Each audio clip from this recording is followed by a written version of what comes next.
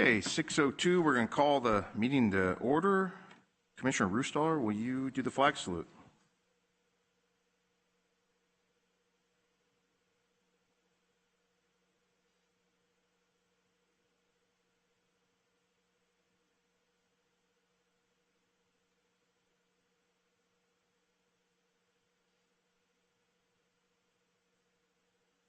Okay, roll call. Commissioner Grunsky, Present.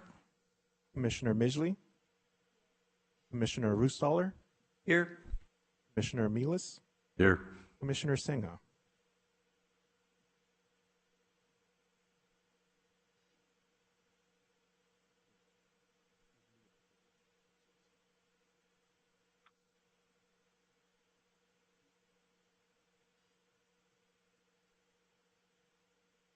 Yes, go ahead.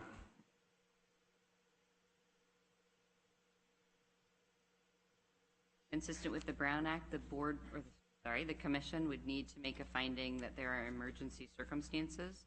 I believe the emergency circumstances are a medical condition that do not allow Commissioner Singha to safely appear in chambers. So I would ask through the chair that if the commission is willing to entertain that request, that you do a motion to allow Commissioner Singha to appear remotely based on emergency circumstances. And that I'd like to make that motion. Set up. Hold on 1 second. I just want to confirm for the record that we have technologically complied with the Brown Act by providing both telephonic as well as visual access to Commissioner Singha, which is what you'll see on the 2 monitors. Go ahead. Sorry about that. I'd like to make a motion that we extend the emergency request. Second. We have a motion and a second. Can we have a vote?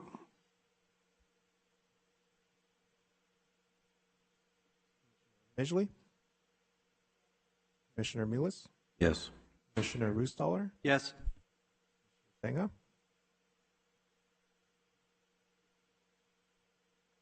Sorry, Commissioner, you're muted. Can you repeat that? Yes. Commissioner Grunsky. Yes. Commissioner Gretzky. Motion passes. Motion passes. Thank you. Thank you. Okay, action on requests for continuances or withdrawals. Thank you, Chair. No changes to the agenda tonight. Okay, thank you. Okay, at this time, the public is welcome to address the Planning Commission on items of interest to the public that are not listed on the agenda. Would anyone like to speak on something that is not on the agenda tonight? Online?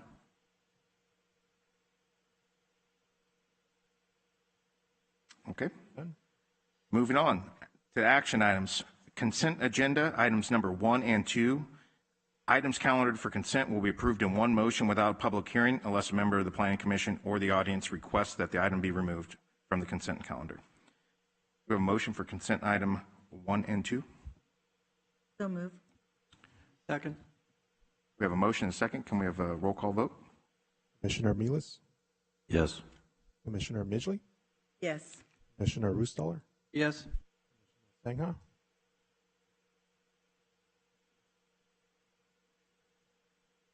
You're muted again.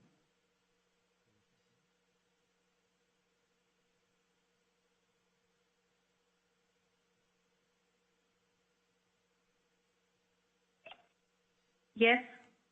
All right. Thank you. Commissioner Grunsky. Yes. Commissioner Gretzky. Yes. Motion passes. Or, excuse me, items pass 5-0. Items pass 5-0. Voice is good. Voice is good.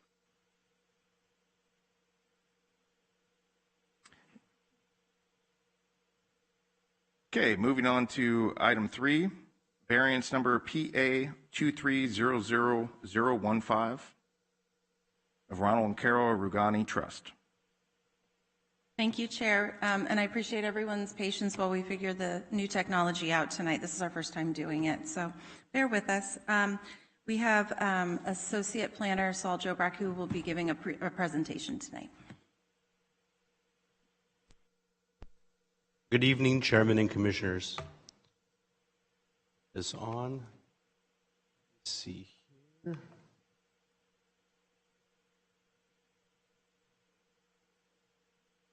There we go. The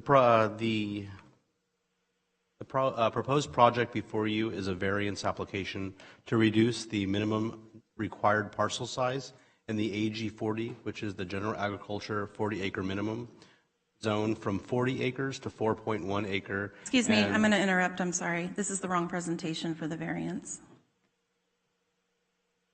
I'm sorry to interrupt, Chair, but we don't want to go down that hole. Yeah, no problem. Okay.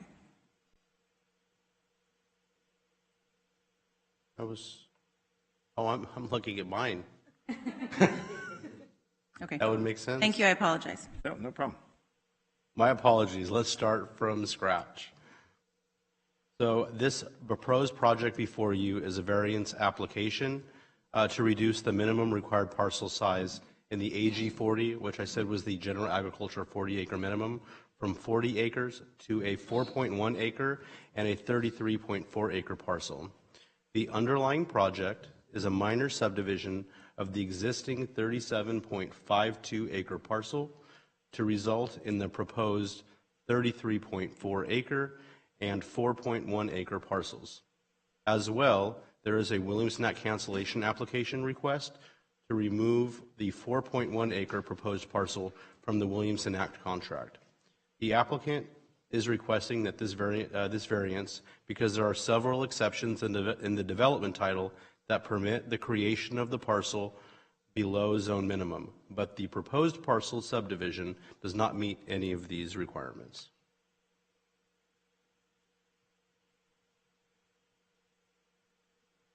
This is not the pointer. This? Okay. I got it. The project site is 37.52 acres in size with a general plan designation of AG, general agriculture, and a zoning designation of AG 40, general agriculture 40-acre minimum. The project site is located on the north side of East 8 Mile Road, east of North Tully Road, just outside the community of Linden. The parcel is surrounded by agricultural properties and scattered residences. And you can see the parcel right in this area north of 8 Mile Road.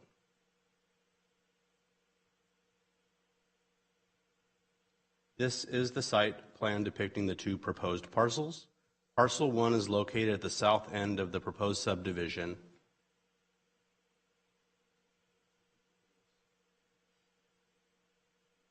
Right here with the two residences, and would be 4.1 acres in size, which is too small to remain under the existing Williamson Act contract. Parcel 2 is the larger area parcel to the north. This one, from this area to the end, and is proposed to be 33 acres in size.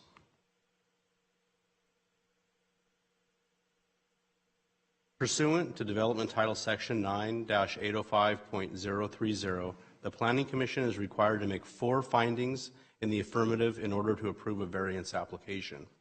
The applicant submitted proposed findings with the application, and the Community Development Department has reviewed the applicant's findings.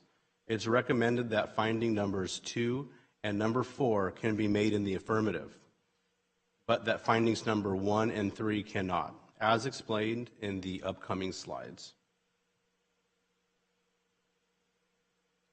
Finding number 1 states that because of special circumstances applicable to the property, the strict application of the regulation deprives the property of privileges enjoyed by other properties in the vicinity. The applicant stated that there were no other properties in the immediate vicinity that have the same topography hardship, including a grade separation between properties. The subject property has no special circumstances, as properties in the vicinity have similar sizes and topography near the Calaveras River. The grade separation related to the river is also not near the proposed new property lines. As such, there are no special circumstances denying the property of privileges enjoyed by other properties in the vicinity. Finding number 3 states that the granting of the variance will not constitute a granting of special privilege. The applicant stated that the land use now and after the granting of the variance would be consistent with the general plan. Granting this variance will constitute a grant of special privilege, and it is not consistent with the general plan. The project site is located in the AG 40 zone, which is established to preserve agricultural land for continued commercial farming enterprises and implementing the AG General Plan designation. General Plan Goal LU 7.1 mandates the county to protect agricultural lands that are needed for the continuation of viable commercial agriculture production and other agricultural activities.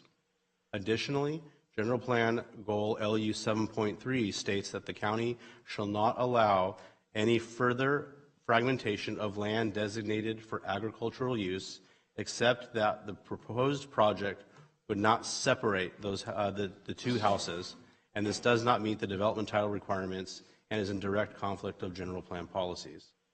The granting of the variance will constitute a grant of special privilege, as parcels in the vicinity of the project site that are below 40 acres were consistent with the general plan, zoning, and code requirements that were in effect at the time of their creation, or were created with specific regulations for home site parcels that this parcel unfortunately does not qualify for.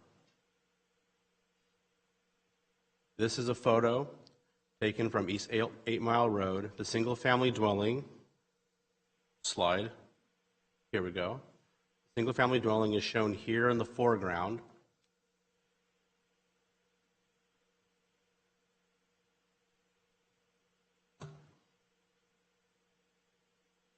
This photo is taken from East 8 Mile Road facing north towards the accessory dwelling unit located west of the primary family dwelling, and is also proposed to remain on the property that's being created with the primary residence.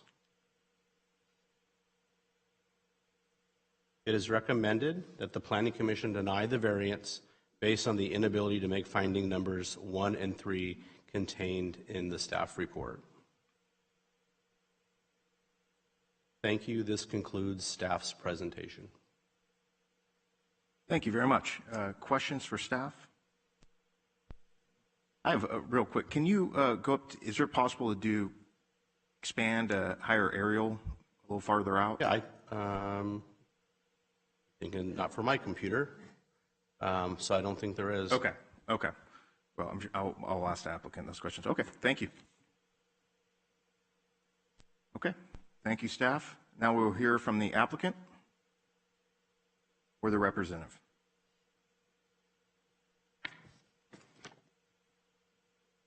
Good evening. I'm Joe Murphy with Dillon and Murphy, representing Ron Rugani, who's in attendance. Thank you for hearing our project tonight, and thank you to staff for all your hard work. There was one slight correction to Saul's presentation. I don't believe we were planning to remove property from Williamson Act. I think we were going to leave it in. So, not planning on removing any property from the Williamson Act.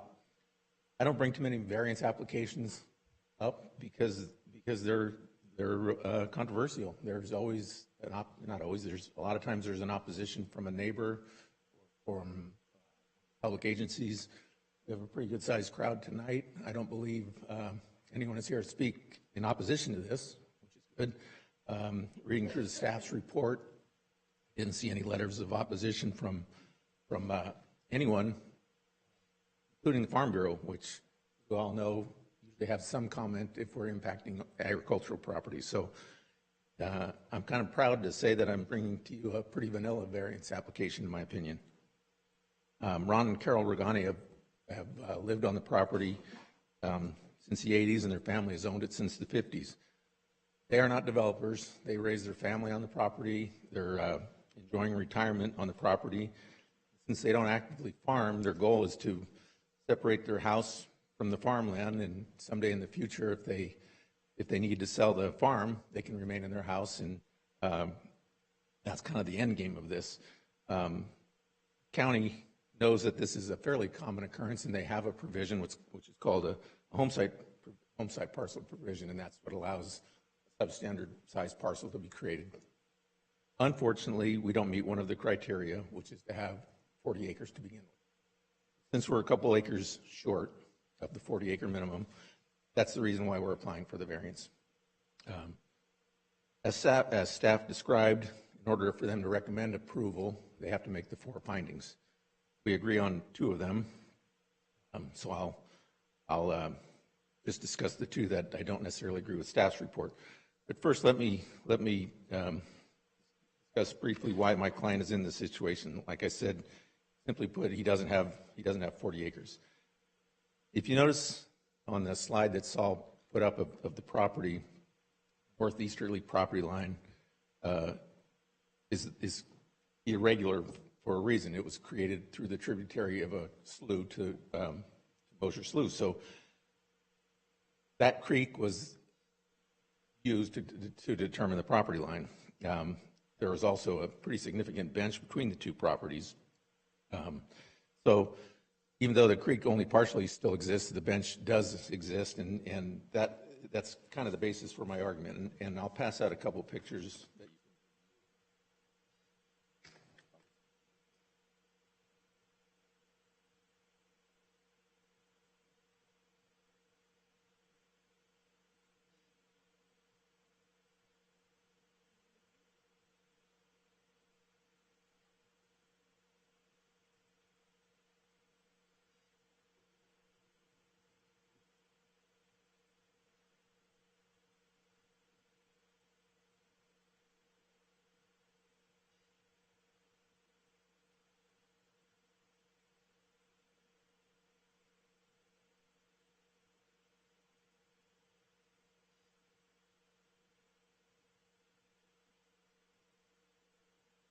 So as you can see, on the first picture is showing that irregular property line that I talked about. That slough was an overflow from from Calaveras River to the Mosier Slough. With the development of Hogan Reservoir and some other diverting canal, this slough no longer exists, or partially doesn't exist, but it did exist, and that was kind of the basis for why they used it as a property line. The next picture kind of shows the bench. See that one field is about 3 feet higher than the other, which wasn't uncommon when the slough existed. So, you know, it made good farming sense to use the creek as a property line, but it made poor planning sense. Had they made that property line due north and south, my client would have 40 acres and we wouldn't be here asking for a variance. But who knew 70 years ago that the minimum acreage was going to be 40 acres? So everyone had a good intention. They used common logic, and that was the law of the day. But unfortunately, 70 years later, it kind of disqualified him from this. So let's, now we should talk about the findings. Finding number 1 deals with special circumstances. Essentially, I need to describe to you why this property is unique. Okay. On the application, by definition, special circumstances include size, topography. Staff's report says that bench, topographic feature. The creek obviously was a topographic feature. Those two special circumstances created size special circumstance. In other words, it was using the development of the parcel, using those topographic features is the reason why we have a size issue, which is a special circumstance.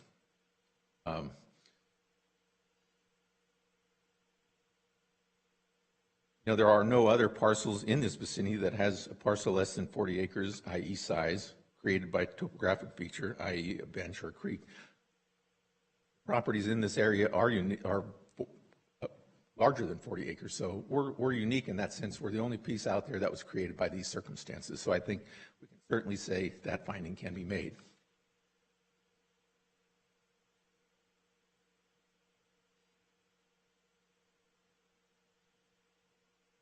Finding number 3 has always been difficult for staff to find in the affirmative, and it should be.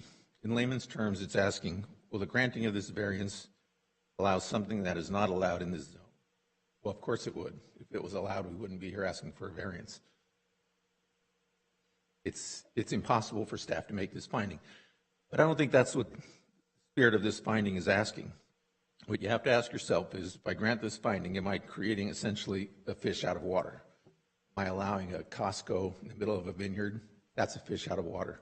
Allowing a home site on a parcel that's a couple acres short of the zone minimum, I don't think is a fish out of water. I've used this fish out of water argument successfully on 3 previous variance applications over the last 15 years. PA 100036, PA 14007, and PA 1800126 all used this logic, and Planning Commission agreed. All 3 of the variances were approved. Essentially, it's saying, look at the surroundings, or as the application says, look at the vicinity. The vicinity has always been essentially considered a 1 acre radius of the project. I counted all the parcels within a 1 mile radius of the project. I counted all the parcels within a mile radius, and 70% of them, 62 out of 88, were below zone minimum, including this parcel. Allowing the variance wouldn't be enough to change the 70% ratio. It's insignificant. And the end result would not be a fish out of water. This finding can certainly be made because it would be allowing the majority of the properties in the vicinity already experience. So in conclusion, I think we can talk about findings and precedent and that all night long. I think if I were in your shoes, I would ask myself, what's the net result of approving this variance? In this case, the answer is simple. Nothing would change. You would be allowing a home site parcel. Simply put, that's what you'd be allowing by approving this. No new houses would be built because density wouldn't allow it. No new traffic, no new noise. Nothing would change. That's most likely why there's no one here to speak in opposition. Granting this variance would allow the Ruganis to remain in the house they raise their family in, and really that's about it. I'd be glad to answer any questions. Was it 3 variances you mentioned? When were those? 2010, 2014, and 2018. Okay, got it. What's currently planted there? Pardon me? What's planted there currently? Cherries. Cherries, a variety of beans, or?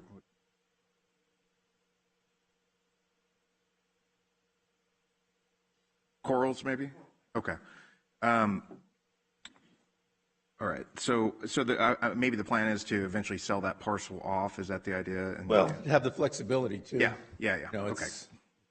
Ron doesn't farm it himself. Gotcha. And someday that might be. Yeah, understood. Okay, that's all. Any other questions? Okay. Thank you. Okay, at this time, could we hear from anyone else here in person or online that is for variance? No one here. Is there anyone online?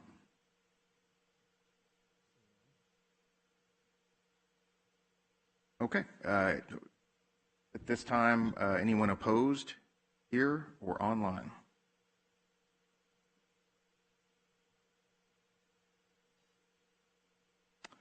Okay, seeing none. No reason to go back to the applicant. Let's bring it back to the commission. Anyone? I don't have a huge problem with it. I think, the bean market for cherries is pretty crushed. I think people should have some options. If he doesn't want to be the one that tear cherries out at some point and wants to sell it to someone else, that's his prerogative. I don't think it's going to make a massive change. I think this is the second or third variance since I've been on the commission, and we're always worried about setting a precedent and getting a bunch of these all the time. It hasn't happened. One was for a wall. I think that's out in Lodi, and also I don't remember the other one, and it might have just been 2. I'm not that concerned about it. I think it's very reasonable. I don't see it as a huge deal, personally. Anyone else? I'll just add to yours. I don't think this is something that's going to set a precedent that we're going to have variance after variance brought before the commission. So I'm going to be in favor of it. I don't think it meets all 4 of the criteria, and I don't see how I could. Commissioner Sangha? Anything? Yes, I went through it and I think, it's not making major changes or any changes because obviously nobody's there opposing to it. So I guess I'm in favor for it. Okay, then let's have a motion. I like to. If I may, through the chair. Of course.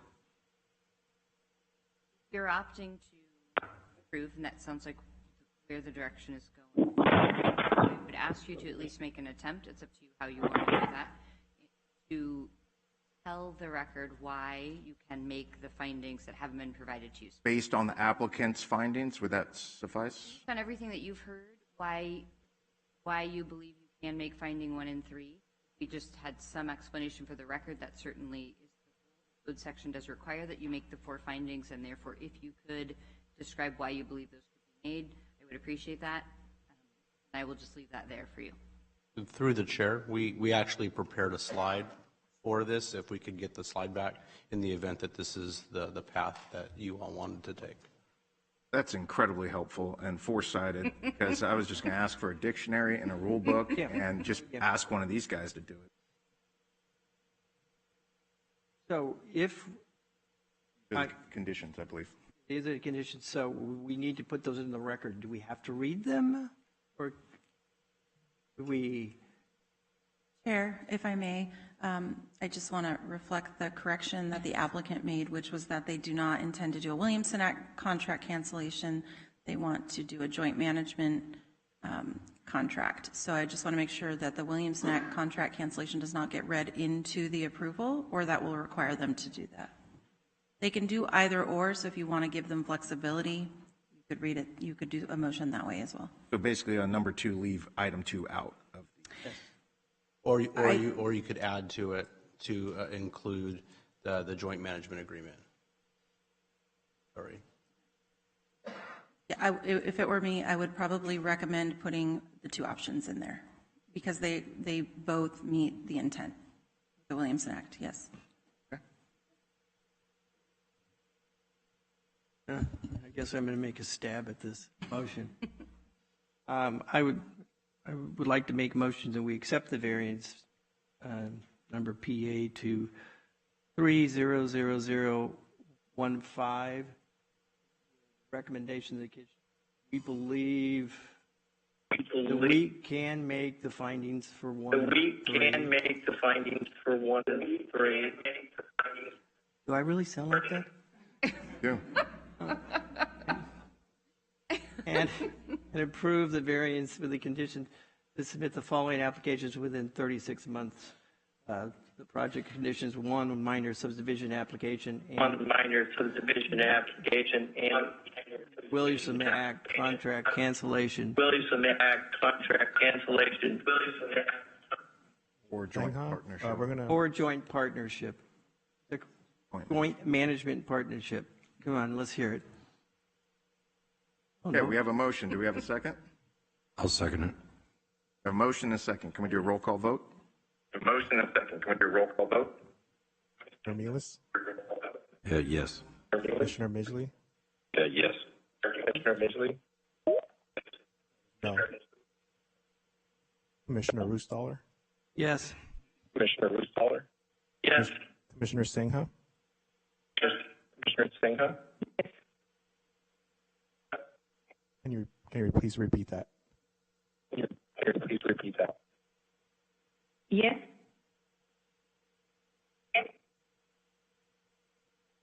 Ironic. Commissioner Brunsky, Yes. Motion passes 4-1. Motion passes 4-1. I sound like a stormtrooper. You're better than me. I sound like a stormtrooper. You're better than me.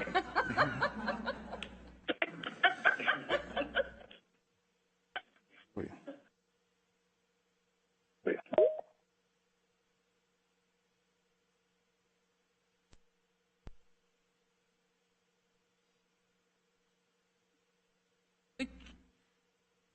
Irony of can you repeat that was Can you repeat that? Was my favorite. We're going to take 5 minutes until the We're going to take 5 minutes until the next item. next item.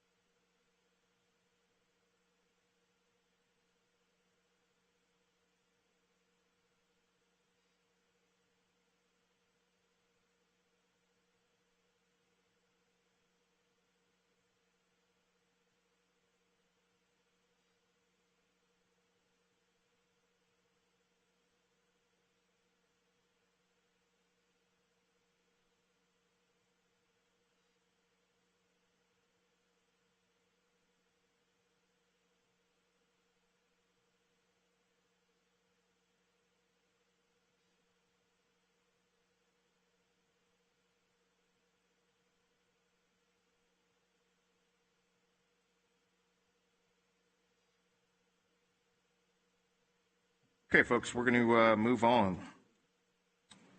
to item 4, conditional use permit number PA 2100238 of Data Yoga Center.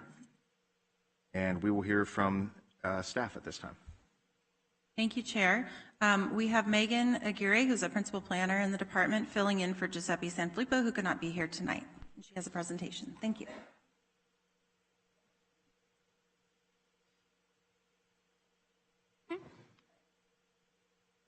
Good evening, Chairman and Commissioners. This project is a use permit application for a 27,000 square foot religious assembly to be developed in 2 phases over 5 years. The project site is on the north side of West Bethany Road, 1,045 feet west of South Nagley Road, north of the city of Tracy. The project site has a general plan designation of general agriculture and a zoning designation of general agriculture with a 40-acre minimum. The project site is surrounded by agricultural uses and scattered residences. This is the site plan submitted by the applicant. As depicted, the project buildings and parking are set back a minimum of 100 feet from all property lines.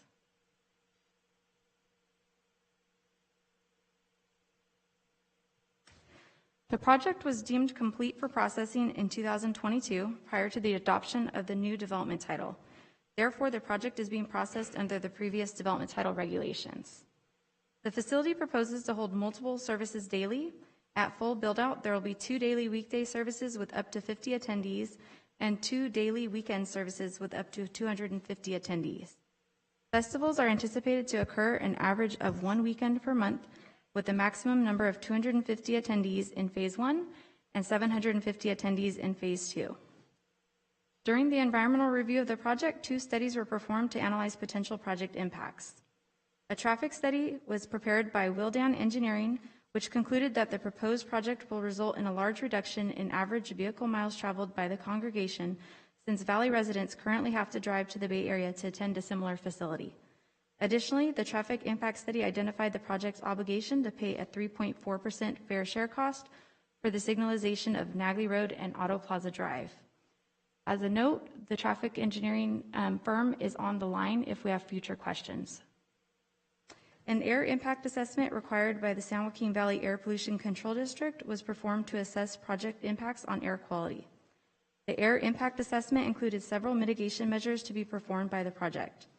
In addition, the applicant will need to meet several other San Joaquin Valley Air Pollution Control District requirements prior to the installation of equipment in the project.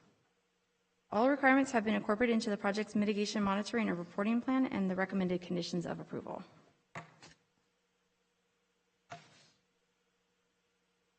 The project site is surrounded by actively farmed properties. The Community Development Department received agency responses from the Agricultural Commissioner, the Farm Bureau, and the Nagley-Burke Irrigation District with concerns about the compatibility of the religious assembly facility and farming operations surrounding the property.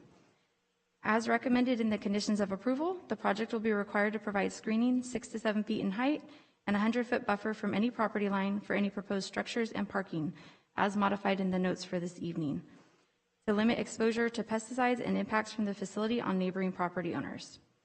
Adequate parking must also be provided as a recommended condition of approval to prevent parking on the roadways.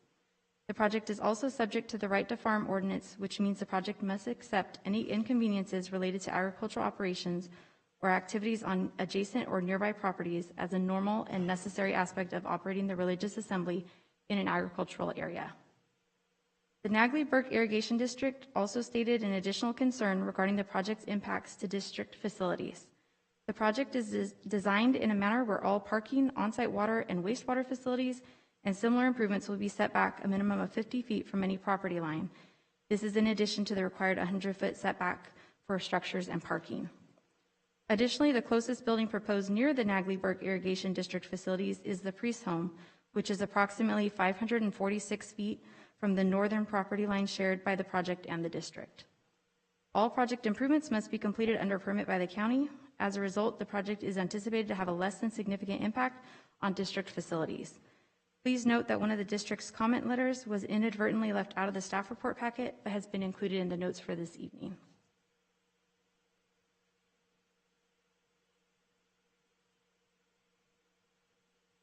The Community Development Department received 16 letters from neighbors and 2 petitions with a total of 58 signatures in opposition to the proposed project. Issues raised by the opposition include land use compatibility, traffic, water quality and storm drainage, the level of environmental review, and biological impacts.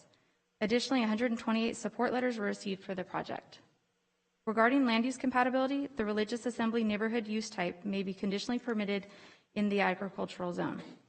As addressed on the prior slide, the recommended conditions of approval include a 100-foot buffer for any parking or structure from all property lines and sufficient parking to ensure that the facility remains compatible with the surrounding land uses.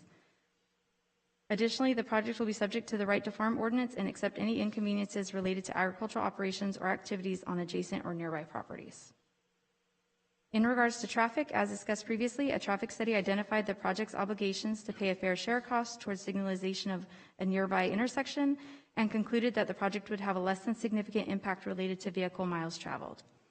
The project also includes 2 driveways to ensure sufficient ingress and egress for the project site and proposes 300 parking spaces at full build-out, which are included in the recommended conditions of approval to prevent parking in the public right-of-way. Regarding water quality and storm drainage, the project will be required to construct the proposed well and on-site wastewater treatment systems under a permit from the Environmental Health Department and will be required to retain all stormwater on-site subject to review from the Department of Public Works. These requirements have been incorporated into the project's conditions of approval to ensure that the project's impacts related to water quality and storm drainage will be less than significant. In regards to the level of environmental review, an initial study mitigated negative declaration was prepared that determined any potential environmental impacts identified by Community Development Department staff or responsible agencies can be mitigated to a less than significant level. This includes potential biological impacts handled by participation in the San Joaquin Multi-Species Habitat Conservation Plan, which is facilitated by the San Joaquin Council of Governments. The applicant has confirmed participation in the plan, which includes an on-site biological survey prior to issuance of any building permits. As a result, biological impacts are expected to be less than significant, and the Community Development Department has determined that the mitigated negative declaration is the appropriate level of environmental review under the California Environmental Quality Act. The last item regarding Senate Bill 4, which allows residential units to be built on properties with religious assemblies. This Senate bill is not applicable to this site as it applies only to parcels in urban communities with adjacent urban development. There are also other requirements as well.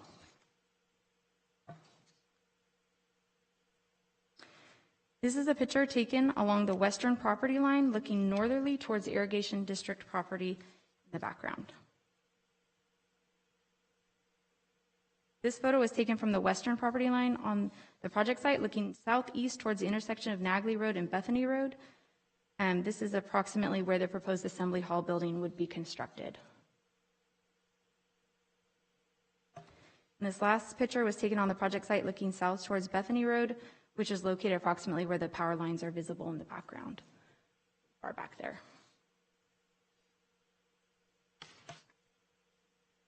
It is recommended that the Planning Commission approve the project with the recommendations shown on this slide and included in the staff report with the revision to condition 1J, which is included in the notes for this evening. This concludes staff's presentation. Questions for staff? I have a quick question on it was one of the first couple of pages on the attendees. It was phase 1, 250, and then phase 2. 750 at their events. At the events.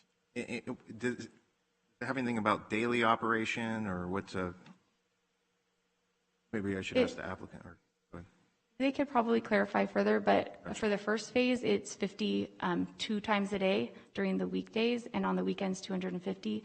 And it's my understanding, I do apologize that I'm presenting for Giuseppe, but my understanding is the max during the week might be 250, but the 750 is not every day.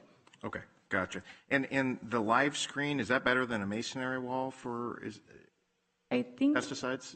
Again, I apologize, but my understanding is that it captures some of the pesticides and things that might spray over, and I think that's why a live screen is an option as well.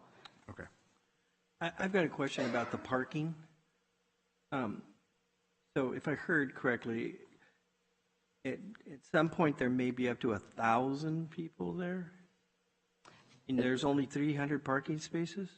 My understanding is 750 is the maximum on site, And they've actually, I know for phase one, provided more parking than they have to. So for the 250 people, they already have more in phase one, because the idea is to make sure that they're not parking on the roadways. Thank you. Any other questions for staff? Okay. This time we'll hear from the applicant or their representative.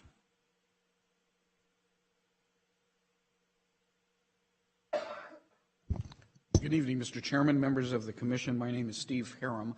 I represent the California Balaji Temple. Also speaking as part of our prepared presentation tonight will be Doug Ganjuli. He will be describing the house of worship and how it meets the needs of a growing Hindu community in our county. And he'll also provide a brief overview of the Hindu religious practices, which frankly are different, at least from what I am used to. I'm a Lutheran, born and bred, and it's been invaluable for me to learn a little bit how the Hindu religion is not as the way that I grew up with and what I worship today. And I think understanding that is really important because it's going to help you understand why this is a really good project. Once that was explained to me, I understood why this project really makes sense and really works, because I was applying my mainline Protestant values and my experiences to a situation that isn't like that. It was my error, and I was corrected by it nicely. But I think once you hear that, you'll understand why this project makes a lot of sense. And then Doug Davis, who goes to the same Lutheran church as I do, so we both had to learn that, is the land architect on this, and he'll give you the specifics of the project. I'd like to offer just a couple overviews before Doug comes up and talks to you, if I can. This county has a long history of allowing church uses. And I'm going to act like the old guy tonight. I've been practicing for over 40 years, and my practice spans 6 decades, and I've been involved in a lot of those operations. Many, many years ago, Supervisor Cabral, my good friend, the late supervisor, proposed an ordinance that would prohibit churches in the agricultural zone. And I was retained to oppose that, and I represented the Roman Catholic Diocese, I represented the Latter-day Saints district, and I also represented the Baptist organization in the county. And at the end of the day, the Board of Supervisors rejected that as a policy, of all things, by a 5-0 vote. Even Supervisor Cabral voted against his own resolution when it came down to it. And that's why we allow churches in the county today. The county had that argument, and it was decided in favor of churches. And then I'd like to point to a specific example. There's another church in this area. It was called Trinity Baptist Church at the time, and today it's called Southwest. And 25 years ago, I'd say, then farmer Leroy Ornelas, who later became a supervisor, opposed that. And he hired me to oppose that. It was right next to his dairy, and he was concerned about the land use conflicts between the dairy and that Baptist church, which is out there right now. And what we did is we entered into an agreement where the church agreed not to complain about the agricultural uses. And we had that agreement, we recorded it, and if you call Leroy today, he'll tell you it's worked great, and the church has been no problem next to his dairy for the 25 to 30 years since we negotiated that, and subsequently Leroy, of course, became a supervisor.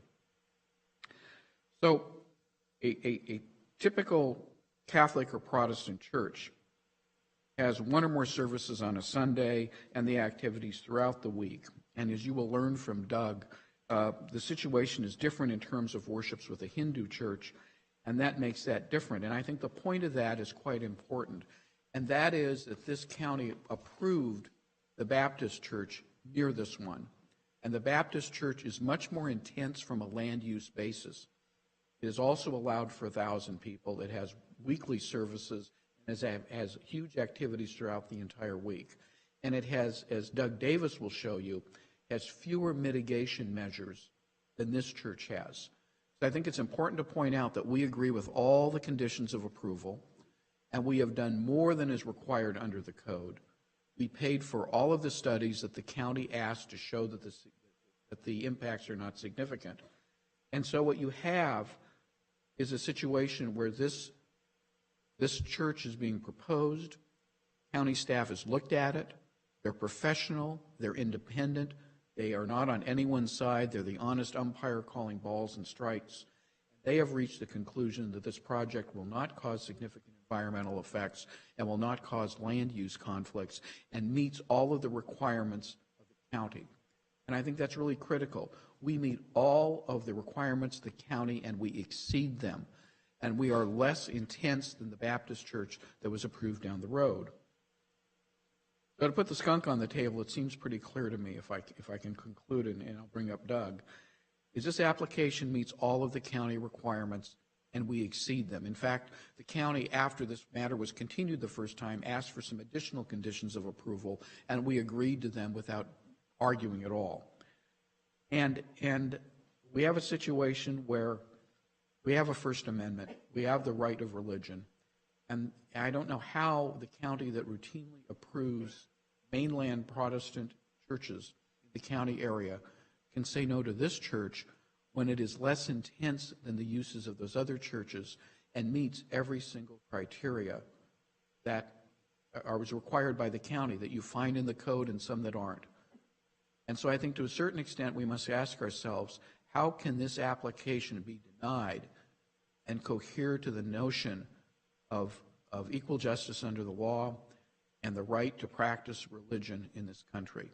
And I think it can't because of the policies that this county has taken over a 40-year period that I'm familiar with. So we're going to ask Doug number one to talk to you a little bit about the Hindu community and the religion and the need for this, and Doug Davis will then talk about the project and some of the specifics, and then I'll make some concluding comments, and that will conclude our presentation, unless you have any questions of me at this point. When was the Baptist church? 1999. Okay, a while back. I've been up here for a while. I haven't seen Protestant churches in my time. I recall. A lot of churches, but okay, neither here nor there. Okay. Okay, thank you. Yep.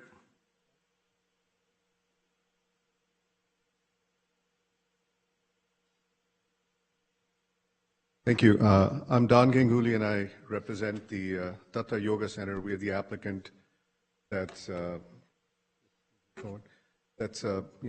petitioning to actually build this particular temple. And I want to say we're delighted to be able to bring a place of worship to a number of Indian families that are in the area. I also want to just introduce Tulasi, who is here, the president of the organization, and we have a board member here.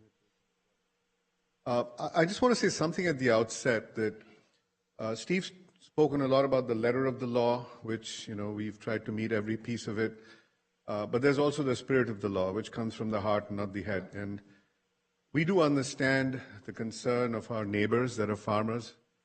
We respect the right to farm. California is the breadbasket of the nation, and we want to do everything in our power not to impede in any way the farming operations of our neighbors.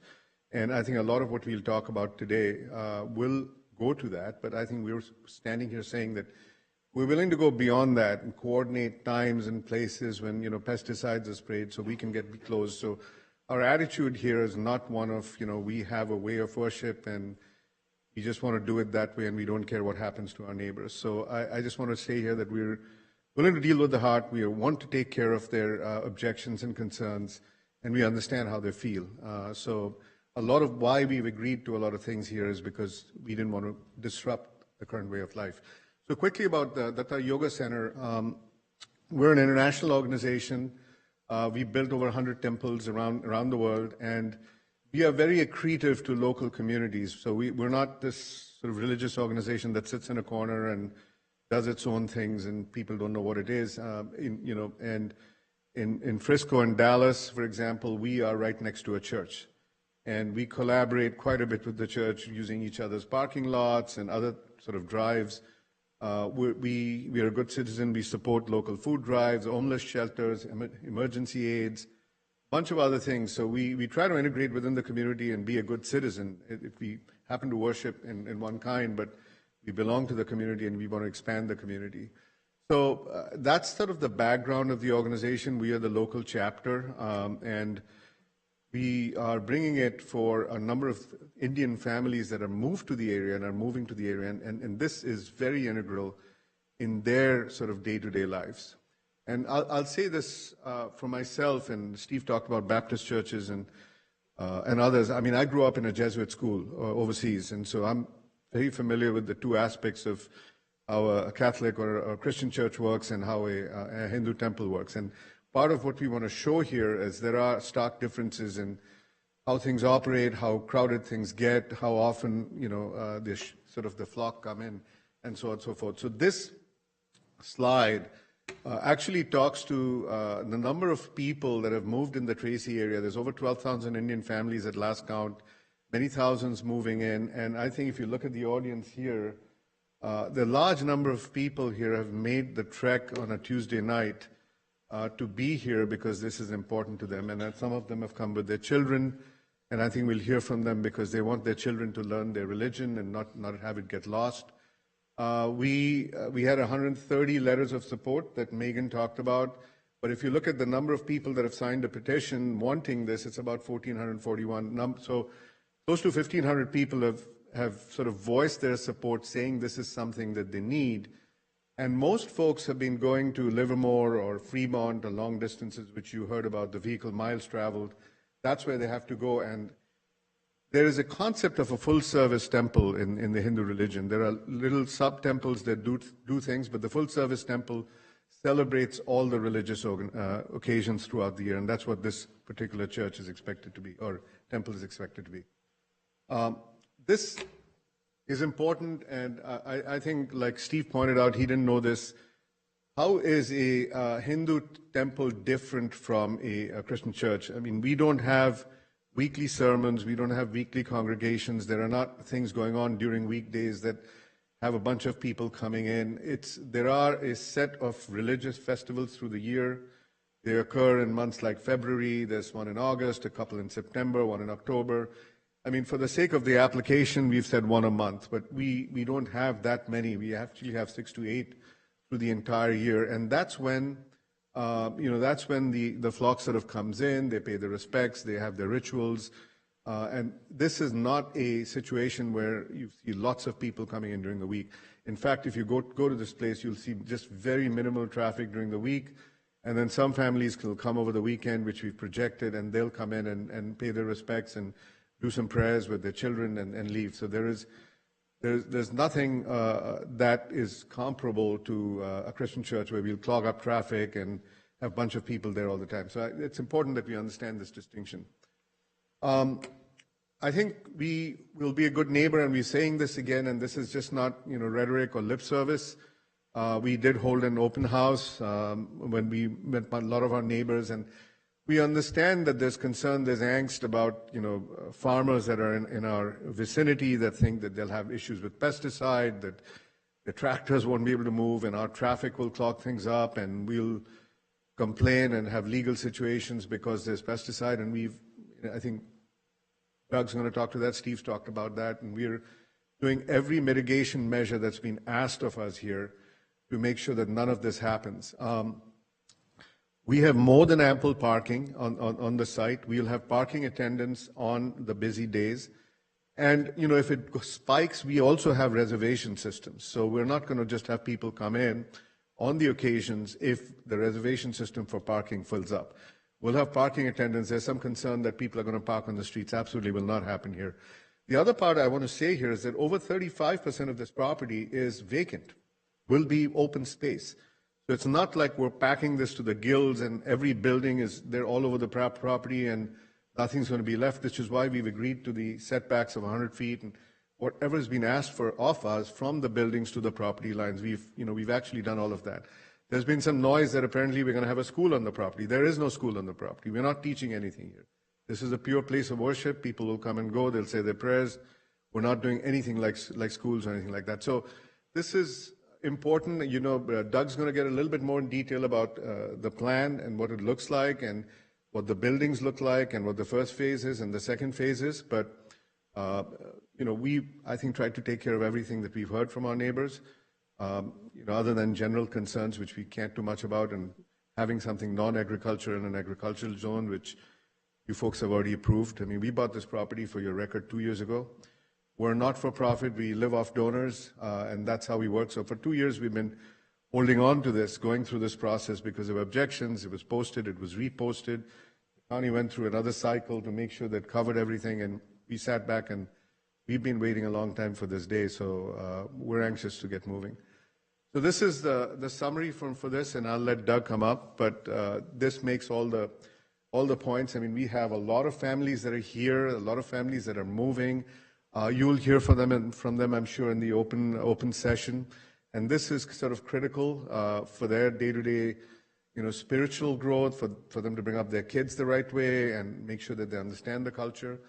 And, from a mitigation standpoint, I want to say again, we met everything that's been asked of us, and we're willing to work with our neighbors if there are special things that are needed on days that, spraying is done and things of that nature. Our attitude is not one of, we check the legal boxes, so, we can do what we want. So I want to leave this commission with the fact that we are dealing with this with our hearts. It is a spiritual center, and we will listen to our neighbors, and we will work together. And I think at the end of the day, our goal is when we look at each other 2 years from now, we'll all say it's been a better place because we came here. So with that, I will turn it over to Doug.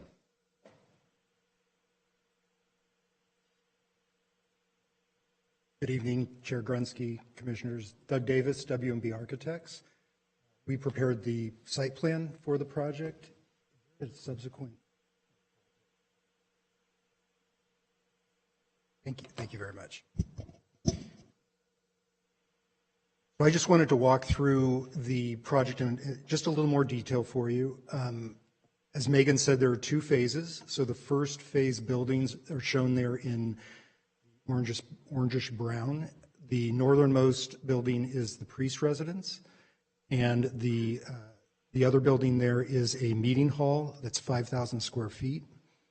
And then the northern group of parking would be constructed along with that first phase.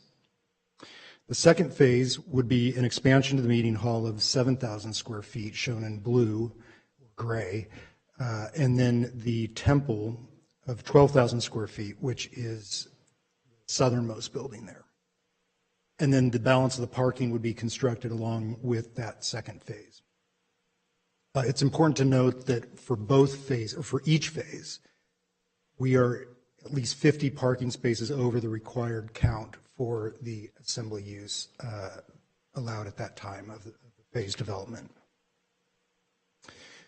The other thing I'd like to point out on this slide is there's a limit to the area accessible to the public, to the general public. So that red line that's dashed across there is really the extent to which the general public would encroach on the property.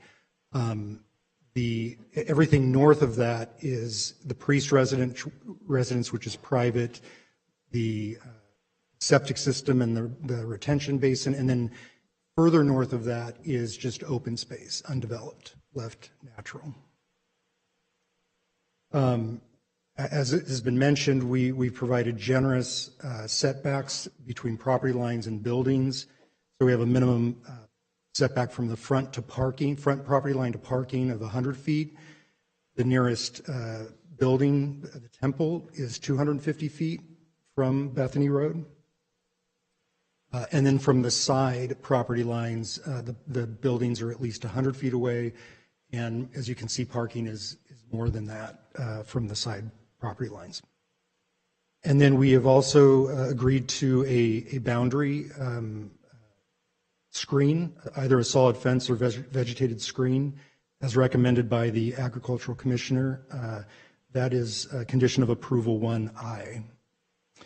As a point of reference, the church, Southwinds, was brought up. That's on Middle and Lammers, so less than a mile away. That church has 10,000 square feet more of public building space. It's on a smaller site. It's 16.39 acres. Our site is 21.79 acres.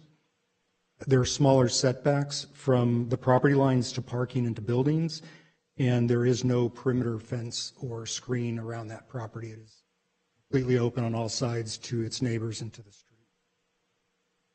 So what we're trying to show is that through limited site development and agreed upon conditions, we are exceeding the requirements placed on a very similar development when it comes to separation and buffer between agricultural land and religious assembly use. During the referral period to public agencies, the irrigation district did submit a letter identifying 2 concerns relative to their operations and requested the county impose 2 conditions on the project.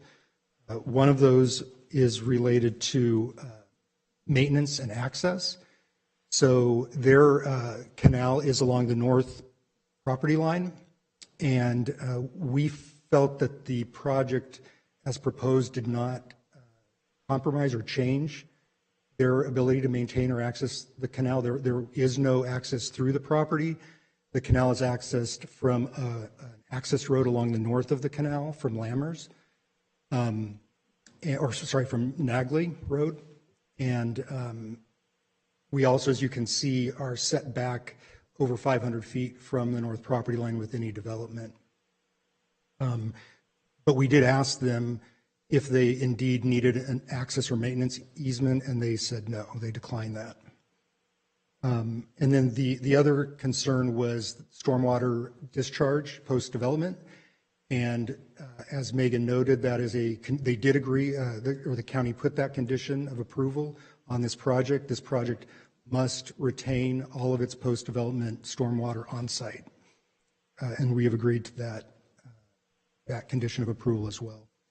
So the last thing I'd just like to share with you, there were questions about the attendance and the number of people on site and the frequency.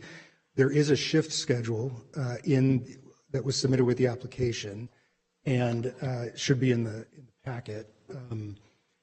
But basically, the way the application comes from the planning department, you have to put things in terms of shifts. So there are Monday through Friday shifts of 10 a.m. to noon and then 6 to 9 p.m. Saturday and Sunday, 10 a.m. to noon and 6 to 9 p.m. And so what's distinguished there is that in phase 1, over the weekday, there's 20 to 30 people per shift. And on the weekends, 50 to 75 people per shift or time frame. And then phase 2, full development, 30 to 50 people on weekdays per shift, 200 to 250 per shift on weekends. The exception that we put at the bottom of that is those special events, those festivals that occur, as Don said, 6 to 8 times a year. We put in the application no more than 12 a year. At those, and I think this is where Commissioner Ruslar got that 1,000 attendees number. For the entire day in phase 1, there would be 250 people on site. For the entire day in phase 2, there would be 1,000 people on site. But at any one time, there would only be 200 on site in phase 1 and 750 on site for phase 2. So hopefully that clarifies, and hopefully that coincides with what you heard from Don in terms of the way the Hindu faith tradition works and the way that the faithful utilize the facility. So with that, I'll conclude my presentation unless there are any questions. Any questions from the commission? Okay. If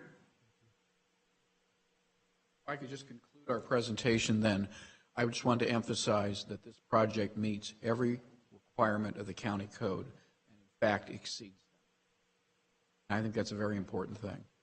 Second thing is in all my years of practicing, I've never seen a county planning report where there were 128 letters in favor of it. That's really an extraordinary, unusual level of support.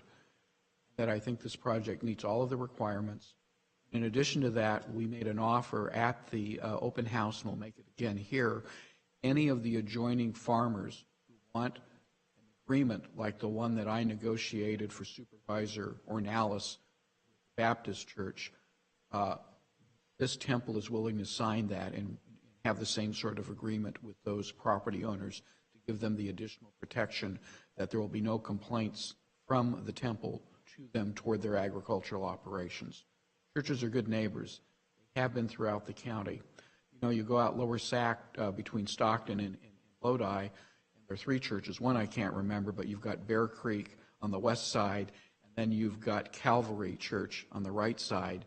You have churches scattered throughout the county, and the tradition of neighbors. This is simply not a land use conflict in this case, and we've met all the criteria. Mr. Chairman, I think there are some people that want to speak in favor of this at all also during the public comment period, just so you Can I ask one question? Yes, yes, sir. So this agreement that you negotiated for former supervisor or analyst, did it include something about pesticides? No, it just indicated that the church would not complain about any dairy or farming operation that Ornalis conducted on his property. So if someone wanted to enter into an agreement and get some type of protection against the pesticides that they're using, with the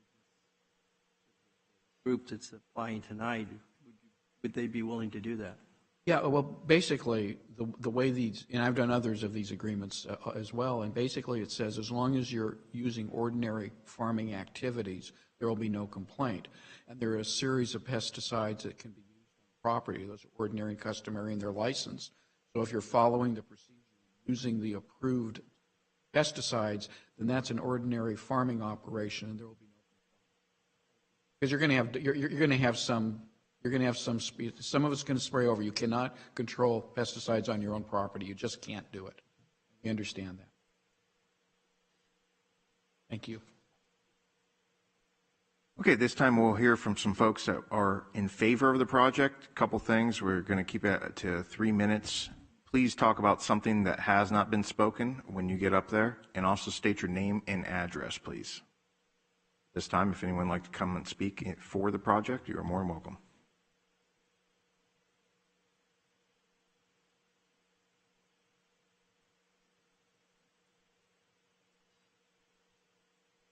Hello everyone, good evening. My name is Vinay Kapagantula. I live on the Bethany Road where the proposed temple site is just 3 minutes away. It's a very peaceful area. What I would like to say is there isn't a real issue or any concerns that I foresee building a temple there. It's a peaceful place of worship, all we are wanting to see.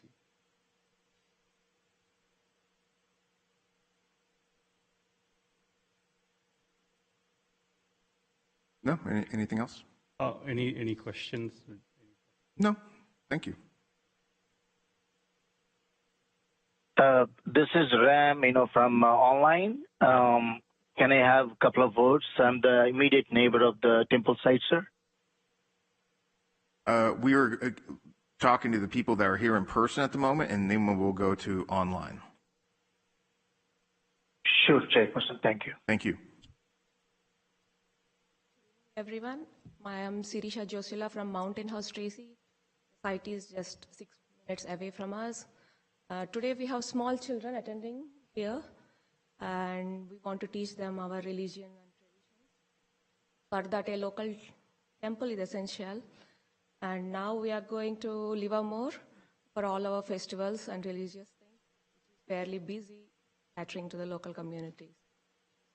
This temple is essential for us. Thank you. Thank you.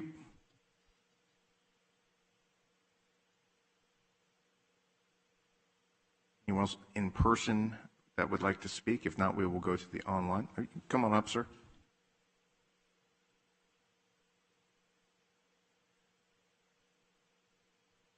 I'm Dr. Vasudevan, inventor in Mountain House.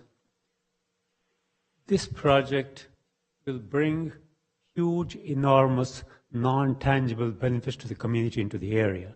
It will promote total wellness. I'm a physician. It will bring out a positive effect for physical, mental, social, emotional, and spiritual aspects of not only the people who go there, but in the surroundings too. See, there was a study one time we did in which not everybody participated, but those who did not participate, their ABCs, attitudes, behavior, conduct, improved tremendously because the environment was conducive to it. So this is what it's going to do. It will be a great boon to the county, to the area, and to all of us here, Hindus or non-Hindus, doesn't matter. Thank you. Thank you.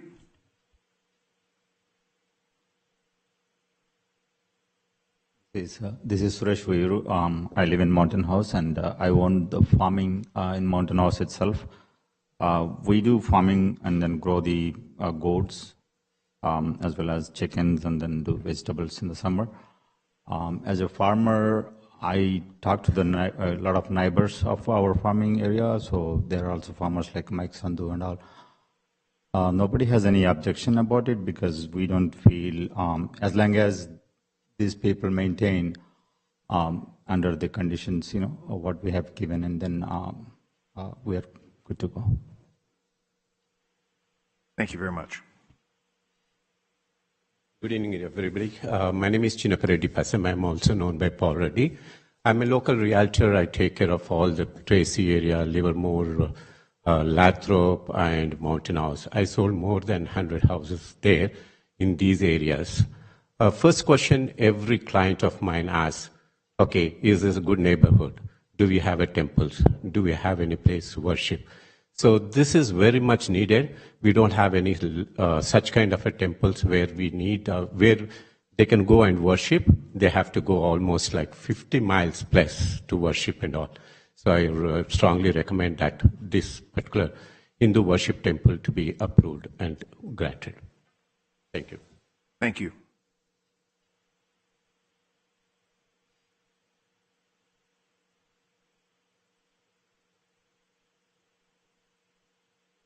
My name is Himawan Pamajula. I live in Mountain House, Tracy. One of the things I normally ask people is, how is the traffic pattern? When an event like a festival happens, is it going to create rush in that area during that time? What I found was with the Hindus, I being a Hindu, it is not fixed. For example, a festival on Saturday, for example, it could be between 9 o'clock to 12. I'm just giving an example here. Taking the Livermore Temple, for example, Shiva Vishnu Livermore Temple, so the traffic will be spread out. No, all of them will not come in just a half hour or 1 hour. So if there is any concern for the traffic, that is not an issue with the Hindu festivals, especially those 6 to 8 days in the whole year. So I just wanted to point out. And as the doctor said before me, it is not only a religious thing, but also a spiritual thing. That is very good. And what we can't prove is the benefits and the vibrations we get from the activities here. These are sattvic activities, which means more peaceful and for the world peace. The prayers we do is not just for one person, it is for the whole world and the peace for all the people in the world. Thank you.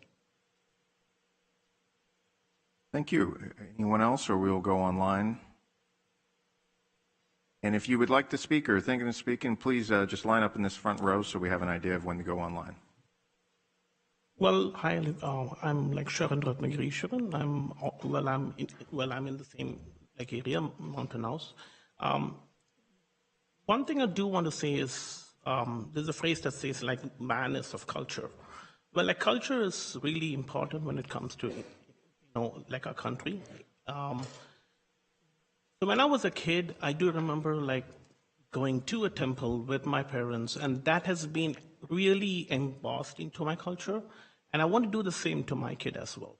It's not as the same as actually just like going to the to the place where we have our God inside our home. We need a temple to actually go in, and that's where we connect emotionally. So there's an emotional connection that actually builds over time. And that's literally not possible for us if we have to take my kid like 20, 30 miles to Dublin or like Livermore to a different temple. So we are in a dire need for a temple that's really close to a location where we can build that emotional connection. And that's, as my kid grows up, I do want her to also be, like attached to the Indian roots. And I think this would be a really good opportunity for them. Thank you. Thank you.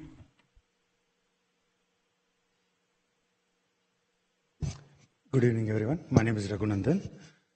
So I'm a father of 2 kids. So basically, Hinduism, we call it as in Sanatan Dharma. So basically, it's like the way how we live. So my kids are growing now, and they have so many questions in their minds. Everything, what is sun, what is moon, like everything, they have a lot of questions. So when I make them to take them in a track, so as growing them in a cultural area, as an Hinduism and Hindu person, there are so many things included as a part of the culture. So this culture includes science, math, biology, physics, chemistry. The scriptures talks about everything. So kids have a lot of questions which can get answered from those scriptures. So what happens with the temple is when these scriptures are being discussed at one place.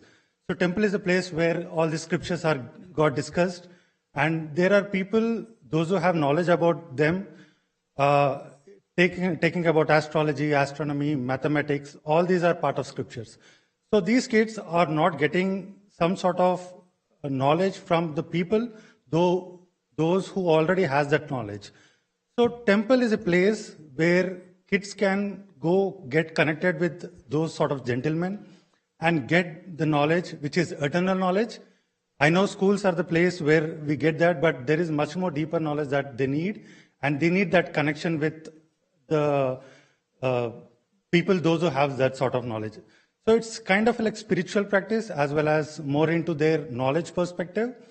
So as a father of my kids, I need to take care of their questions. I need to get them answered, and that's also one of the reasons why I make them to learn the scriptures, as well as the temple is a mandatory thing which helps them in growing in their life with all those questions answered. Thank you. Thank you.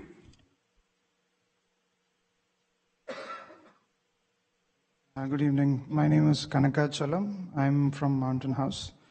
Like many of the folks have said here, it's not just about worship. It's also about, you go to school, you'll get educated, that's wonderful. But apart from education, you also need to build some character. And there are many places where your character can be built, but when you go to a temple, there are certain values that you learn, like the values of universal peace and harmony, the values of we are, Vasudhaiva Kutumbakam, we are one family, and we have to work together and, respect each other, things of that sort. So, and, many questions that kids have nowadays about why do we do this? Why do we do that? Why is it in our culture we have a certain way of doing things? All these questions, sometimes parents, they themselves are not able to answer. Where will you find the answers? You will find the answers in a temple where there are learned folks who can teach you these things and initiate you into certain practices that will bring you mental peace. And it's like the folks out here said, it's not just about, just yourself. It's about how you blend into the community and how you think good for the rest of humanity. Thank you. Thank you. Good evening. I'm Dr. Bharati Goti. I'm glad that I could make it today. We live in Tracy. We moved last year to Tracy from Bay Area. Little upset that, there are no temples in Tracy, but I'm so glad that this project is coming up. Recently, we went to Livermore. We got stuck at Altamont Pass for more than an hour. So it's a little bit tiresome to drive that far, and I'm so happy that we're getting a temple close by, and I really support for this project. Thank you. Just want to add a few more points. As I said, we moved about a year back. We went to the Livermore Temple 14 times in the last 1 year. And out of that 14 times, of course, the time, how many minutes we spent on the drive and Carbon is a different story. But on top of it, India is a very diverse people, meaning to say different languages we speak, different occasions we spend, celebrate. What I mean to say, because of that same day is not celebrated, except Diwali that everybody knows that is a date. And southern part of the India has a different festivals, northern part has a different festivals, east, west, each other. So for that one reason, whatever the architect said, we won't be congregating one day, all of the 12,000 people in the Tracy area won't be going one day. It will be different days we'll be going. And just to give you, any religion gives you more peace, and this temple is going to bring us in more peace. Think of it as a 12,000 more peaceful people around here, less people aggregated in the traffic, less people making a noise, less people causing a trouble to the society. That's about it. Thank you. Thank you. Okay. All right. Now we're going to tackle the online. I believe we had someone earlier that wanted to speak. Yeah. Okay. My name is Ram. I think I shared a couple of slides with the planning department.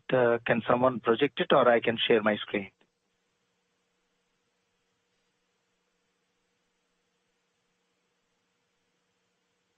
Chair, we printed them out for you instead of doing a presentation. So. Okay. Sure. Okay. And it's a 3 minutes limit. 3 minutes. Yeah, we are the immediate, neighbors of this temple site. We are when the temple people, they approached us, we kind of understand, who are these people, what are they planning to do, all that, we try to understand. This is about 52 acres we purchased next to the temple site. And, they recently, had conducted a road show, where they were approached very friendly and helpful manner. We try to understand, what are they, trying to do here. Mainly their main focus is on the community service, and they want to really improve the social welfare and, their health.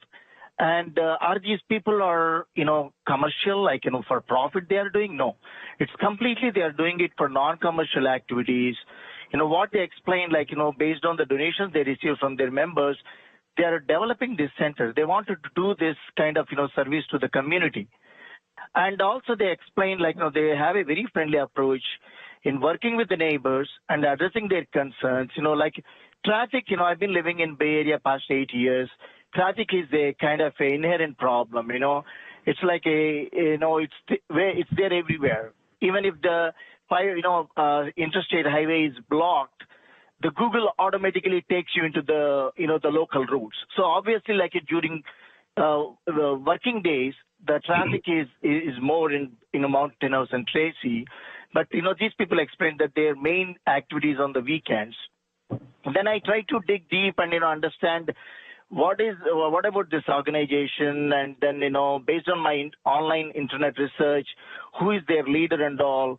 Their leader is a pontiff, is a saint, and I think he strongly believes that he resolves to serve people selflessly towards establishing the world peace and happiness. And I know, based on my online research, I also learned that, Dr. Swamiji, because of, their service to the community, not just only the Tracy and Mountain House or the Bay Area, they have received, different felicitations, different honorary kind of, certificates from the city, council members or from the senators. They have received, for, his music and, Ayurvedic science and spreading the peace and harmony to all. And it's not just in one place. Even Dr. Swamiji received 11 Guinness World Records in recognition of his noble services and music for healing and peace. So pretty much, this group is not just only trying to establish a center. They really want to give something to the community. Selflessly, they want to help. And in fact, Dr. Swamiji is a bird lover. And, in their India center, I think they have a bird's paradise, an aviary, a rehabilitation center. They have animal husbandry. They have, music and healing, kind of centers. They are doing a lot of work to the community. And thank you, sir. We've just run out of time. Okay. Thank you very much, sir. Thank you. Some of the felicitations, Dr. Swamiji received. Thank you very much, sir. Thank you. Anyone else online in favor? Yep. Hi. Yes. Yeah. Hi. this is Sudhir Koluru, and I also have my partners Srinivas, Govind, and Venkat here. So we are the neighbors of this property. We own close to three parcels, close to 200 acres, which is next to it, and there are other two parcels which are like less than half mile. So yeah, we don't have any concerns with this temple. So we really welcome this temple. The only thing is since we are active farmers as well, we plant almond trees. So we do apply pesticides like once in a quarter or twice in a quarter. We do hope that, we get required support from the management whenever we have to do county-approved pesticides. So, yeah, that is the main thing I want to bring up. At the same time, right? Yeah, we really welcome this temple, and yeah, we support this project. Thank you. Hello, this is Raghu Malari from Live in Tracy. I want to bring up 2 points here. The reason I support this project is being a resident of Tracy, and that's one thing. And also, this organization, I've been involved in the last 20 years as a volunteer. And more than the religious activities, there's a lot of volunteer activities, there's a lot of community support, and dedicated volunteers. It's unbelievable. With this organization, I have seen a lot. So that is one of the reasons I would like to see this organization come in to this area in the Central Valley to create the presence and be a role model in this community as well, to show their volunteer services for the community is one aspect. The other aspect is we are the land developers, and we do a lot of entitlements. I work with a lot of county folks as well in the planning and building department, and we have quite a few commercial projects happening in the area, and also residential projects too.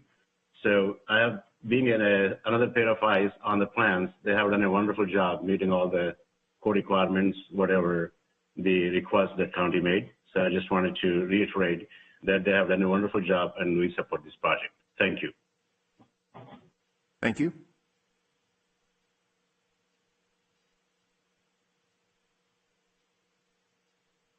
Anyone else online? Favor? Okay. If not, we will now hear from someone in the audience that is against the project. Not online, against.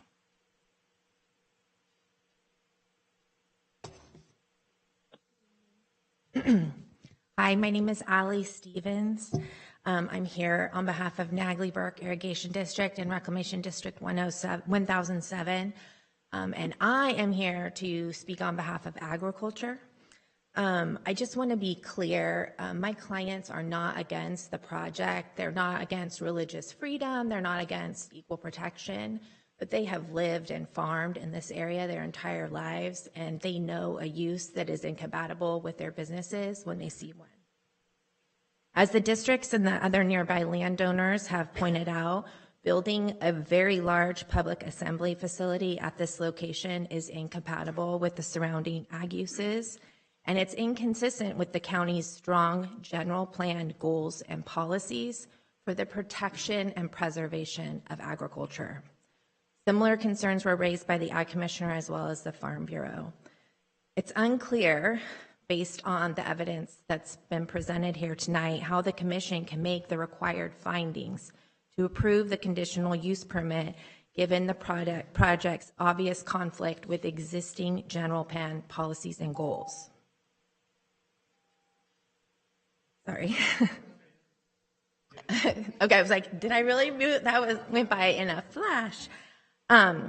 So the findings that are before you tonight just merely conclude that the project is consistent with the use type because it may be conditionally permitted. And I would posit to you that just because you can permit this use here doesn't mean that you should, or that it is right and won't create problems.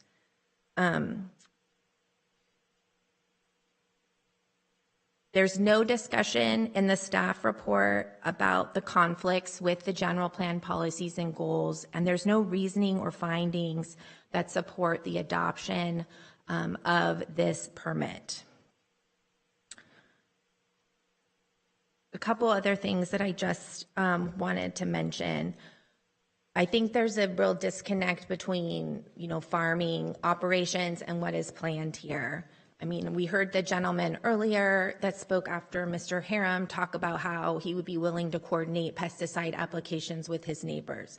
I would posit that that is exactly the problem that my clients are concerned about. They need to be able to perform their jobs and take care of their crops in the manners that they see fit, in compliance with the laws and the permits that they have, but they shouldn't be forced to schedule that with anyone else.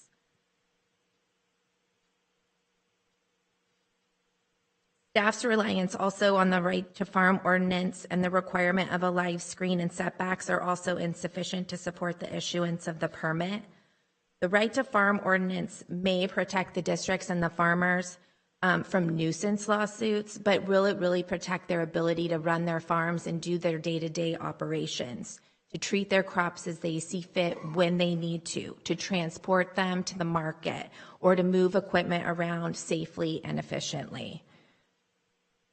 Yes, the project proponent may have met all of the county requirements that are out there, but this project is not consistent with the general plan. The general plan requires the county and this commission to protect and preserve agriculture. And I would posit that you're not doing that here, and you haven't made any findings to that effect. So in closing, the district respectfully requests that the county deny the proposed application and work with the applicant to identify an alternative location that does not require the conversion of prime agricultural farmland or otherwise present significant impacts to land use that are land use incompatibility issues of the proposed project. Okay, thank you. Anyone else in person to speak against this project?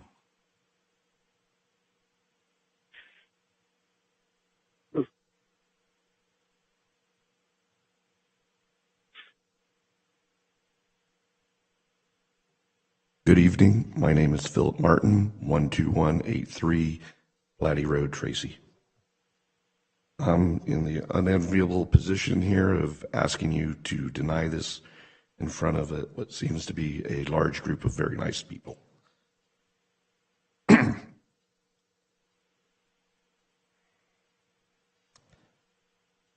All the other approved religious sites in this area have the potential to eventually be part of a developed neighborhood.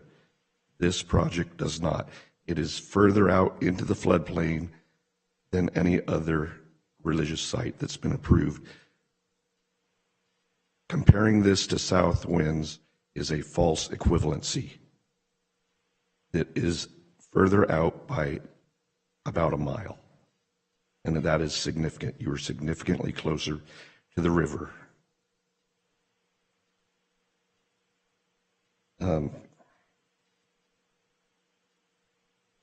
Additionally, I have broken down the letters of support by city, and I have a handout for the commissioners. The process matters, and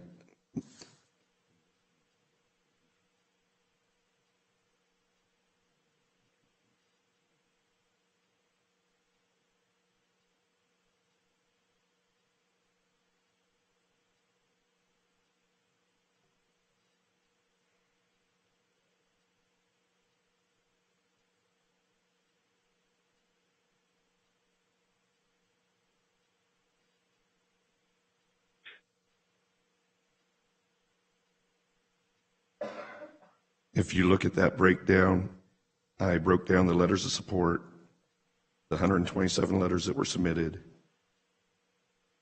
82 of them came from Mountain House, representing 64.6% of the letters. The traffic study submitted was based on 10% of the attendees coming from Mountain House. None of the intersections coming from Mountain House to this project site were studied in the traffic study. I've included a Google map from Mountain House to the project site showing that Bethany Road is the most direct route to this project.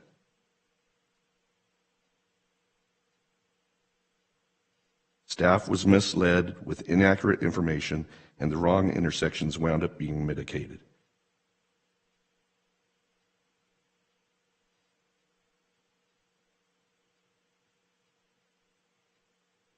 There's been other things said tonight that I have found to be false. I attended the open house. No agreement was offered to me. I don't know how Mr. Harum can state that there was one. He was not present at the open house. I was. Under the conditions of approval from page 4, item screening, it says a solid fence around the entire parcel should be required. It states a solid fence or a living wall. I would, as a neighboring landowner directly downwind from this project, if it does get approved, I would like to see a solid fence around the entire perimeter, as that will protect the attendees from falling into an irrigation canal and potentially drowning, or a drainage ditch, or just wandering into fields which may have recently been sprayed. And also protect the farmers from trash that gets windblown. Tracy is very windy, and a fence capable of holding back trash would be great. I farm alfalfa. No one wants to buy bales with garbage sticking out of them. Thank you very much for your time. Thank you. Anyone else in person that would like to speak against the project?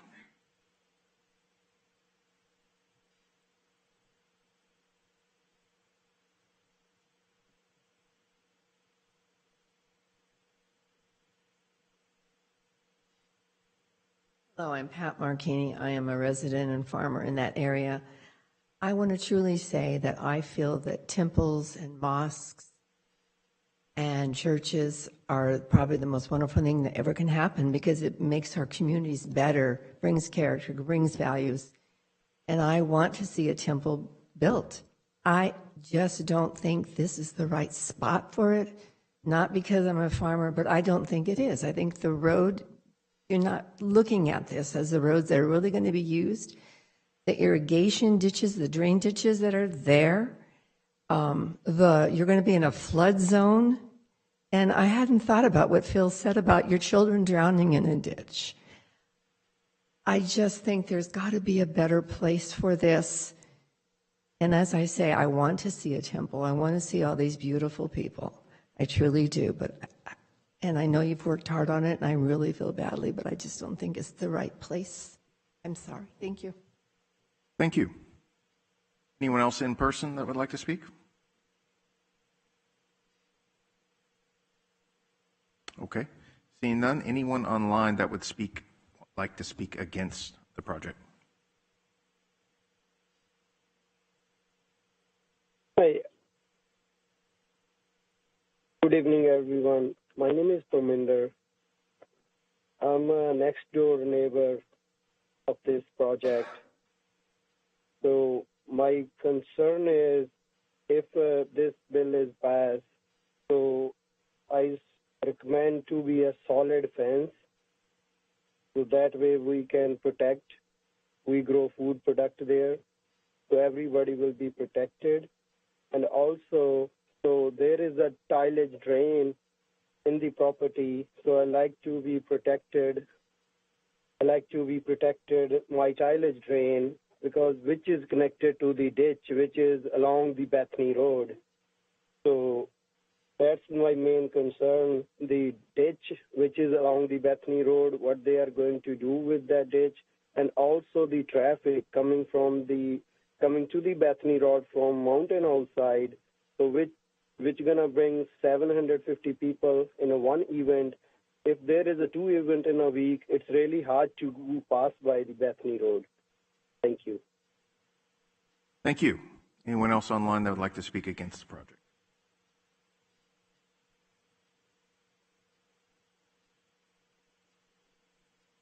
Okay, seeing none, we'll hear from the applicant rebuttal.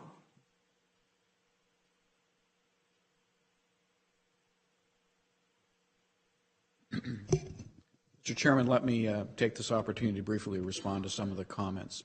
I will start with the irrigation department, the irrigation district complaints. First of all, I would respectfully request that actually almost none of those comments should be considered by this commission, and let me explain why. Public agencies have the right to comment within their level of expertise or what they do for a living. To use a common term, they have to stay in their lane.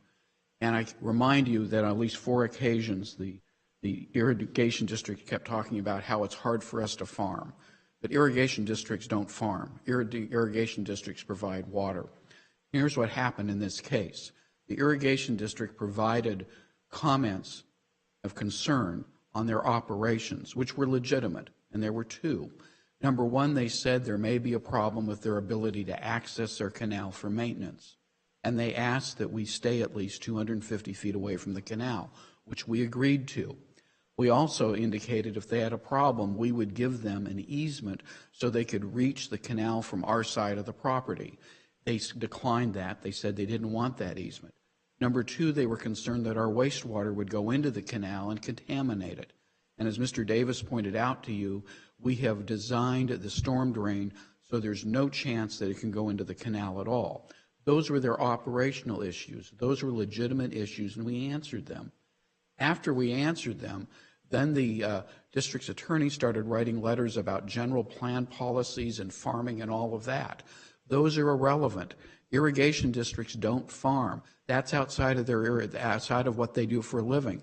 They are irrigation districts that provide water, and we've answered all of their complaints. And so those concerns should not be considered because that's not what that agency does.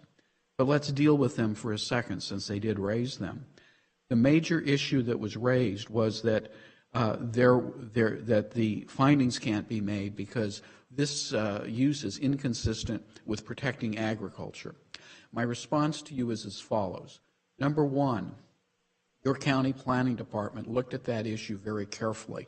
They look at that issue on every application that they get in San Joaquin County. They are independent. They're the honest umpires on this. They reached the conclusion that there was not a problem with that and that the finding could be made, and they're recommending to you to make the findings and approve the project. And you can rely on them. Their opinion is substantial evidence in a court of law that, in fact, that finding can be made.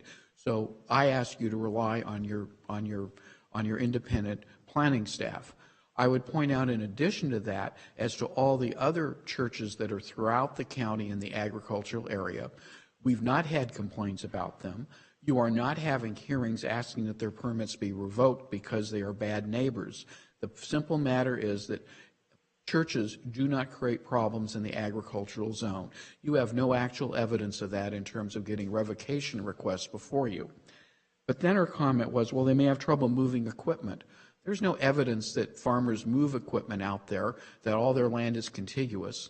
There was no evidence of that, but that's what the concern was, and that hardly seems legitimate.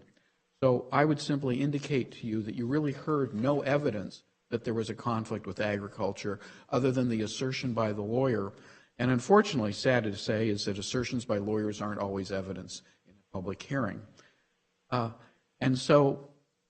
then I would finally point out with respect to the pesticide and the ag issue, I would ask you to rely on the expert opinion of the Ag Commissioner. If you go to Exhibit D, page 49 of your staff report, there's an email from the Ag Commissioner to the Planning Department indicating what they think needs to be done so this church will not be harmful to agricultural operations. And let me read part of it to you if I can. Therefore, to lessen the impacts of this development to agriculture and minimize the conflicts between agriculture and non-agriculture uses, the property owner must implement mitigation measures such as building a solid fence or a plant fence like a hedge as a buffer setback. This should lower the potential hazard of pesticide applications to the property. Refer to San Joaquin County Right to Farm Ordinance. We agreed with that, and we're doing that. That's a condition of approval. So the question before you, is it reasonable for you to rely on the expert testimony of the Agricultural Commissioner as to what is required to lessen the potential impacts, and particularly talked about pesticides. And I would argue it's fair for you to rely on his judgment and his opinion of what needs to be done. As to the canal and the fact that children may drown in it, I would point out to you that we're going to have this barrier. If you think back to the site plan that Doug Davis presented to you, the canal is at the far north side, the project is to the south side, and you only have the priest's home on the private side of the project. Nothing will be happening on that side. People are not going to be using that during the festivals or during worship or any of that. That's almost in abeyance. So you're as far away as possible from it, and you've got some sort of a barrier to keep people from going to the private side of it. So that really should not be an issue. We're doing everything we can to contain that. So in the final analysis, I simply point this out to you. You already have a church out there. It is a Baptist church. It is a more intensive use than this project. It has fewer mitigation measures than this project. And it was approved. It's been there since 1999, and there are not complaints about its operation. That leads us to believe that this temple should be successful there. It will be a good neighbor like other churches, and there will not be a problem with farming. And if there's a concern about that, again, as I said earlier, the temple is prepared to enter into agreements with any of the neighbors where they promise and contractually guarantee that they will not complain about ordinary farming activities. Thank you for this opportunity to present this to you. Any members of my team or I can answer any additional questions you may have. I don't think at this time, I think, unless anyone else. Thank you, Mr. Chairman. Okay, we're going to bring it back to the commission. I have a couple questions. One for staff, the traffic study, and just listening to addressers reported, I would say majority of them were from Mountain House tonight. We could probably check the record. So how does the traffic study work? So, Chair, I'm going to refer that question to the traffic engineer who is online, that I'm told, if that's all right.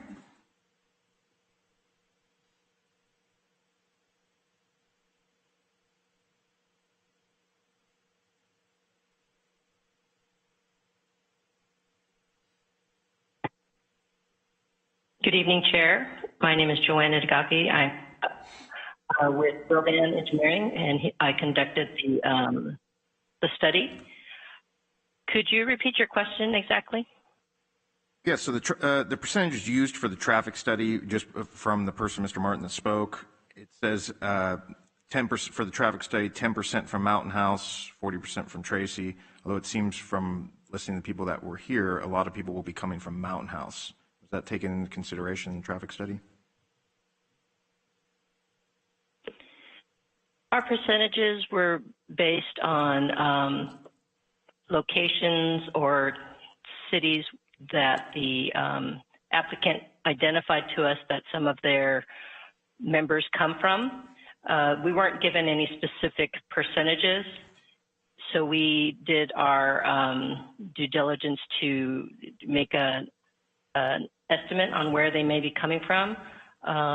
That distribution was also approved by county staff, so that is where we got those particular numbers. Understood, and a lot of the letters, I believe, were from Mountain House as well, if I'm reading through them, I thought so. Okay, so it's just kind of a arbitrary thing? Is that, I'm unfamiliar with this.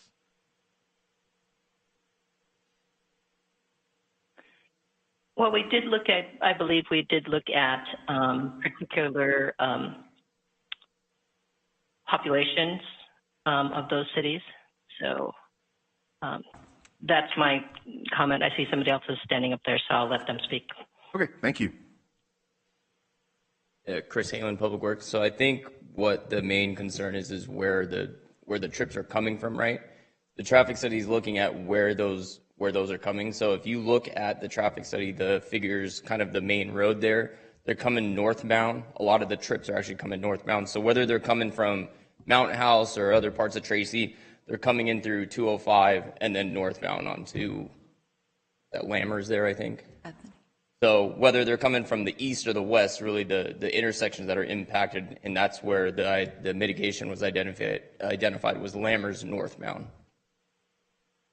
Okay, thank you. Just some experience from trucking out there.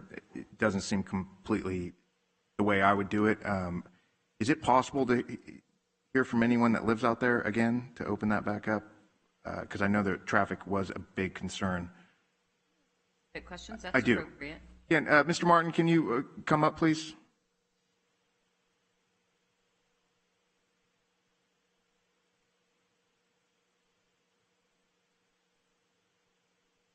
Sorry to put you on the spot, sir, but you know, I know this area well, and I'm thinking that they're coming from a different area, and I just need to see if it's confirmed. Your opinion. When I drive out to Mountain House, and I've shopped at Safeway and some of their other, they have a taqueria there, we go straight down Bethany Road to reach it. That is the direct route. That is where people go. You know, the intersection of Lammers and Bethany Road is one of the two closest intersections to the site. Was not studied at all. Mountain House, I believe if you Google it, by percentage is the 6th largest Indian population in the state of California, and it is growing. So not to study that direct route from Mountain House to this site is, you know, I just don't understand how that can happen. It makes the traffic study seem totally invalid and that the wrong intersections were mitigated. Okay, I'm going to close that, but leave that there. Thank you. I actually wanted to ask another commissioner a question real quick. Commissioner Sangha, not to put you on the spot, but I know that's your district. Do you have any opinion on that matter?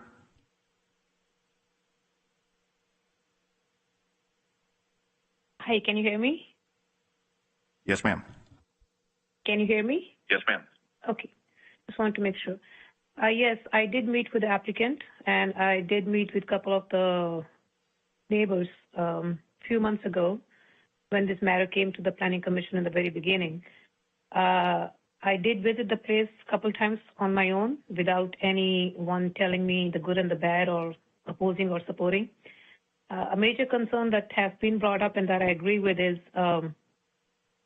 there needs to be a wall around that area. There is a ditch there. Little kids will be coming there, so that is something that they have already agreed to work on. I met with the applicant, and also I did not meet with the land use attorney, but with the other gentleman. I think his name is Doug something. I'm sorry, I'm not remembering the last name. And I did discuss, the possible questions or the scenarios where objections can be raised when things like this have happened before, because just recently last year we went through another temple that was coming there. But again, like Mr. Ganguly said, those are sub-temples. This is like a mother temple out there. My main concern again was traffic, because just driving in an SUV over there, sometimes it feels like the roads are narrow, and if the tractors are going through and all that, what happens with that? It's two streets, like 2 lanes going on each side. But I was assured that they have taken care of that in the sense that traffic will be monitored and there's ample parking and nothing will be parked on the streets. The streets are very narrow to begin with. It's on the county side, in the countryside. And another concern was the pesticide, which was brought upon by people who are opposing it, which I totally understand. But when they build something in a county, in an agricultural area, that comes with the territory. So they are working on having drainage pond there. They agreed to that. There was quite a few concerns that I was having, which I did speak to the applicant, which they have met, which they are willing to work with, and they're willing to work with their neighbors. So at least they are coming across as good neighbors, willing to work with the concerns others have. My main thing at this time, like I said, yes, it looks like it's going to be something that is very different from other places, but I have also visited the other church. That church is also very busy, and this will be built in phases. So this is a 5-year project. And I'm just hoping that, they will keep their word, which I believe they will, and they must, and that they will work on the traffic thing. They will work on having a wall or some kind of separation where everybody feels safe, especially the kids when they're coming there. My faith being Sikh, we have big Sikh temples, but fortunately, for whatever reason, we also have big acreage, and we don't have a ditch around where we are. We are also on Grant Line Road. So I understand where the other side is coming from, but I have visited the place a couple of times on my own. I have met with both sides, a few people on both sides, met with the applicant. And I think they're valid concerns, they are legit concerns, but they're willing to work with them.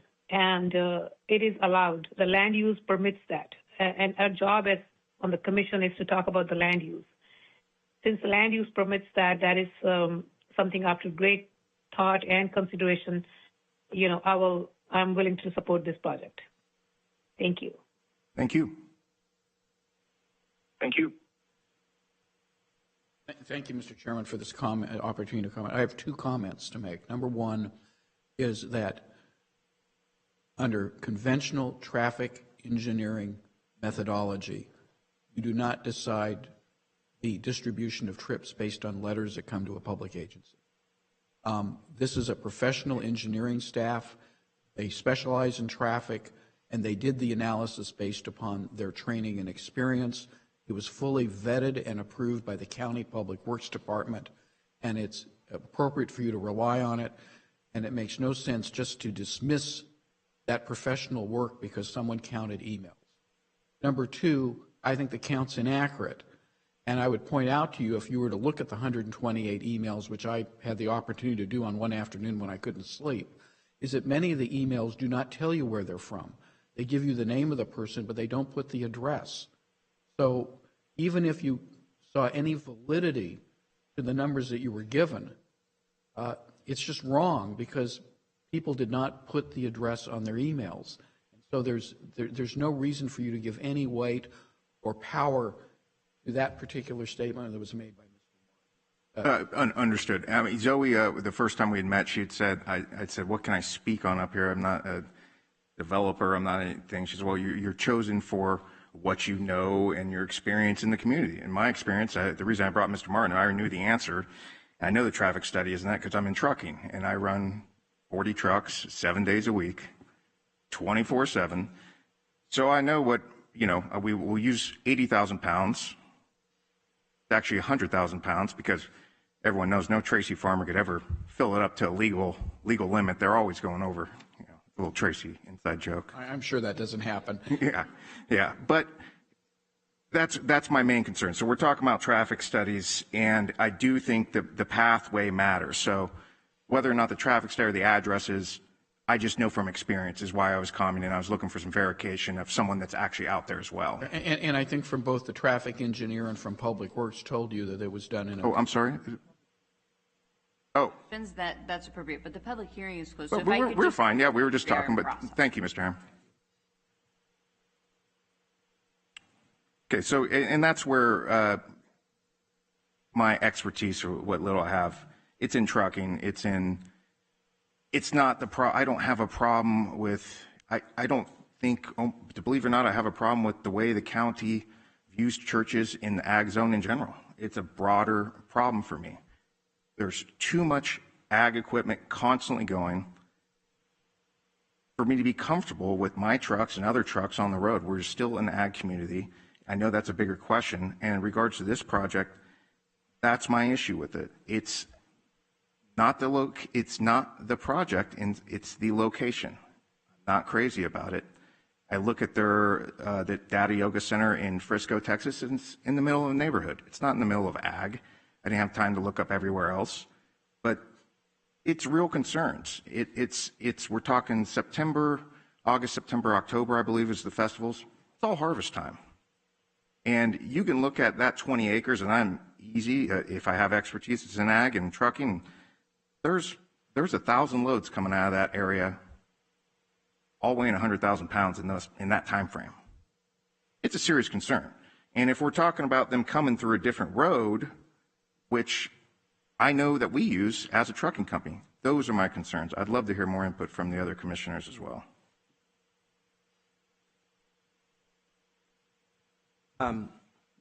I hear your concerns. I also had an opportunity to meet with the applicants, and I did bring up that concern. I believe what I heard, I believe that they are going to work with the community, the farming community, to mitigate times where traffic is busy due to harvest or whatever else is going on at that time. I also had a concern about the pesticides. I remember bringing that up. And I do like the idea of a solid fence as opposed to a living oleander, whatever vegetation they put in. However, I am going to vote in favor of this application. Okay, anyone else? I'm also in favor. I think that they've addressed the concern. The traffic, I can see the traffic is a concern, but I also liked hearing that they don't all come at once, staggered.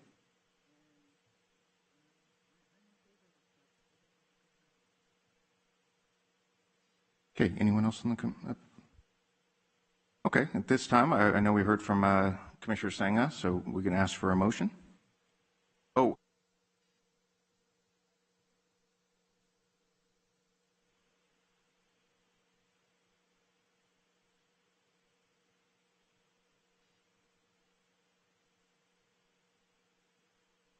Okay, I would like to make a motion that we move forward the conditional use permit PA 2100. PA 2100. And with a condition that they install a solid fence instead of a living fence. I'll second that. We have a motion and we have a second. Can we have a roll call? Commissioner Milas? Yes. Commissioner Rustaller? Yes. Commissioner Midgley? Commissioner Sangha? Yes. Commissioner Grunsky? No. Motion passes 4-1. Chair, if I might interrupt for 1 minute, I'm sorry, I didn't find a good, of course. Hold on, just a minute, please. I didn't find a good time to interrupt you. I'd like clarification on the solid fence. There was discussion on a masonry wall. Masonry wall is very different than just a solid wood fence, so I'd like clarification on that if possible. I would go with the masonry. Masonry wall, and is that on all north, east, and west where there was going to be the live screening proposed? Yes, wherever there was going to be a live screening, that's where I would like to see the masonry. Okay.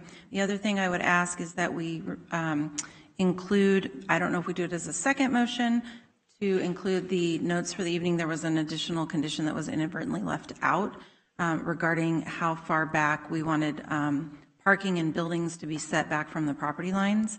It was 100 feet. So the condition that's in the staff report addresses the buildings being set back 100 feet. It does not address the parking being set back 100 feet, and that was included in notes for the evening. So I'd like clarification on whether that, and I may have to actually ask Zoe if we need to do a separate motion since we already took a vote on that first one. And next time I'm going to be much quicker to interrupt, but I'm sorry.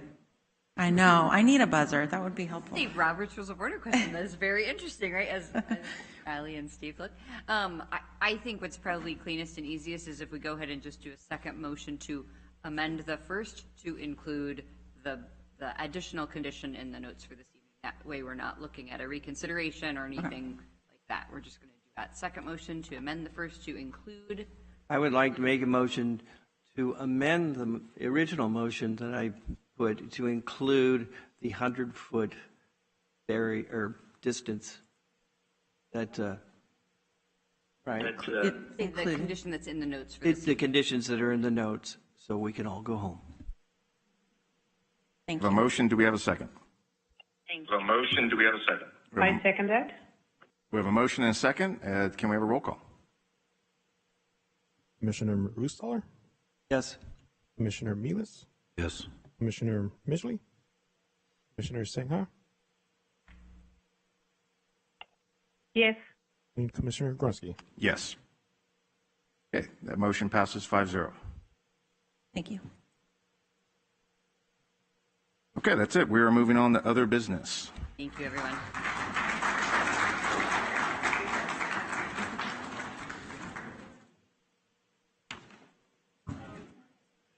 Let them clear out for a second here.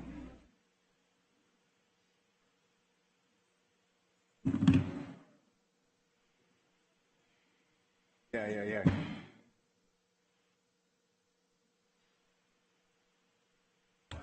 Yeah, absolutely. We're going to pause for 5 minutes, folks. Commissioner bathroom break. Get in there. Yeah. Be green, but oh, that's true.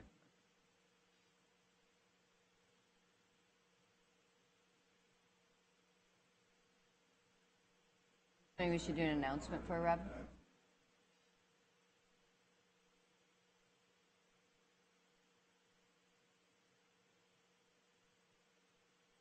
Somebody is missing a pair of glasses, or if you could ask in the lobby if anyone from your group is missing a pair of glasses, they're here up at our clerk's desk. Thank you.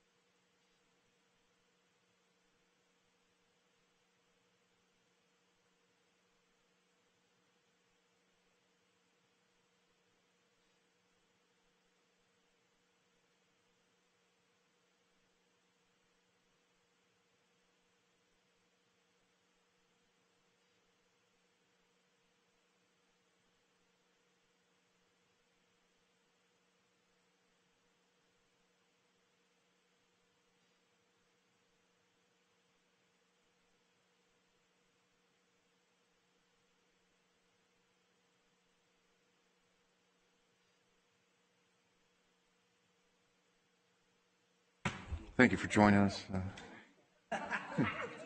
Okay, other business. We're back from break, folks. Break is. Geez, I had to use the gavel. Wild bunch. Yeah. Other business, please. Hey, you don't get to break out the gavel at every meeting, right? It was like a joke. I never get to use it.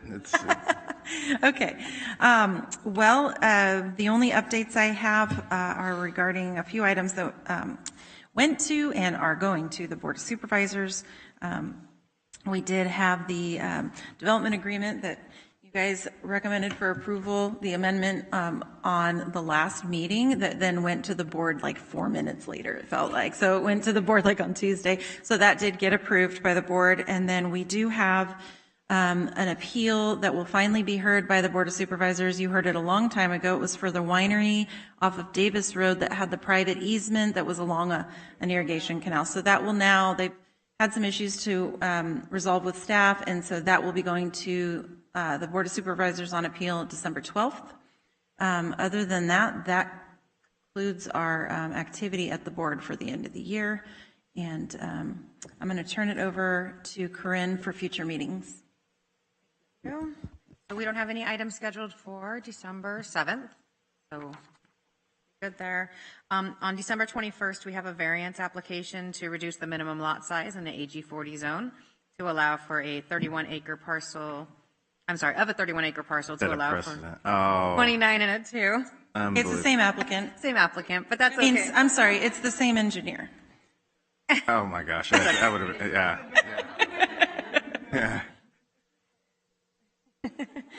So that's on Rado, southwest of Hildreth. And then we're also going to bring a housing element workshop for you. We're going to have our consultants come and kind of do a little bit of a 101 for the housing element, just to educate you on how that works. And then on January 4th, we have a general plan, rezone, and conditional use permit for a truck terminal on Freewort and Manthe Road in Lathrop. Yeah, I know, it didn't get put on the calendar. I had to write it in pen on mine. It's on mine. You guys didn't get that? So we have one item tentatively scheduled for January 4th. Oh, that's good.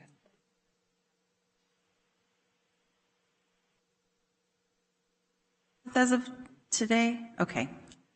Yes, okay. I just wanted to double check with it being so early after the first of the year. Just wanted to confirm.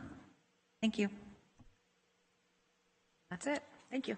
Okay, planning commissioner's comments. I really hate voting against things like that. Church, I'm a church person by nature, but yeah, is there a way that staff could look into a way this so broad on the church use in ag zone? Is that, how big of a project is it? Is there something where we could ag zone that's in the path of growth and not just kind of in the middle of nowhere? What is the process on that? Or is that every county in California has the same as ours, or? Well, I think I'll start by saying a little bit, and then I'm going to turn it over to this lady. So as Mr. Herron brought up, it is a policy decision by our policymakers whether to allow that use in the agricultural zone.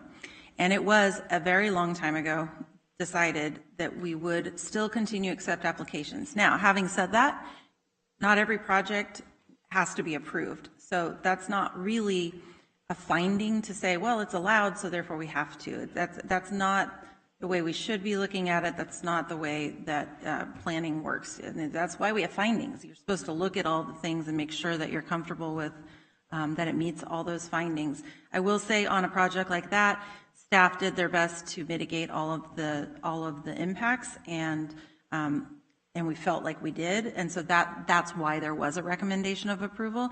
You're not guaranteed a recommendation of approval by staff either. So staff in all the areas of expertise of the people that are here and who participated in reviewing that project did feel like it was appropriate, appropriately mitigated. But having said that, moving forward, not every project is appropriate in the ag zone. Not every project can be mitigated. So, you know, in my professional opinion, the best thing to do is to continue to let the policy sit as it is and not become overly restrictive unnecessarily, but to look at the merits of every single project that comes through. I know it's a difficult decision for someone like you who, you don't want to vote against it, but that you weren't able to make all those findings, and that's okay. And that's why we have these hearings. So that's my 2 cents on it. Now I'll turn it over to Zoe. She may have something else to add as far as whether we can say what we do with churches. Yeah. That was, both best practice as well as, good planning policy. Interestingly, the limitation on a jurisdiction, what we can't do is say religious assemblies, churches of this kind or that kind, or any religious assembly is not allowed in the ag zone. You can't do a blanket, I'll just say prohibition, or even limit that is based on the fact that it is a religious assembly. But you can, for example, say community centers or, that kind of community assembly is limited or prohibited by zoning. And then you would be, looking at projects that say, this type of land use. So there are ways that jurisdictions balance that, but you can't just say religious assemblies. I will say one of the evolutions of local government regulation of religious assemblies, right back in the day, they were, from a planning standpoint, often considered exactly what was said tonight. They are a good neighbor. They were small. They were in neighborhoods. People came into this small place. And I'm not giving a policy recommendation or not. Churches are different than they were before, and in fact, different religious assemblies have different practices and impacts. So, local governments, right, need to be mindful of their policies impacting the exercise of religion. So there's a balance there. There are policies. We made a policy that said religious assemblies we're going to recognize as a land use, and we're going to allow in the ag zone. There are ways that we could look at that policy in other ways. I absolutely agree with your subject matter expert in terms of how you can move forward and look at projects under the existing policy, but that's how some of them have to balance the needs. Yes. Yeah, I know. No, I thought I did great. And I am on the record, and I'm against not only the Hindu church, but then I think I just said I was against all churches. And I'm glad this is being recorded, so just keep digging that grave. Yeah, I know. It's unbelievable. I can't believe I did that. My wife is going to be so ticked off. All right, that's all if everyone's done. And okay, I was not trying to get rid of churches, for the record. And we're adjourned. Happy Thanksgiving. Gavel got some use tonight. That was good.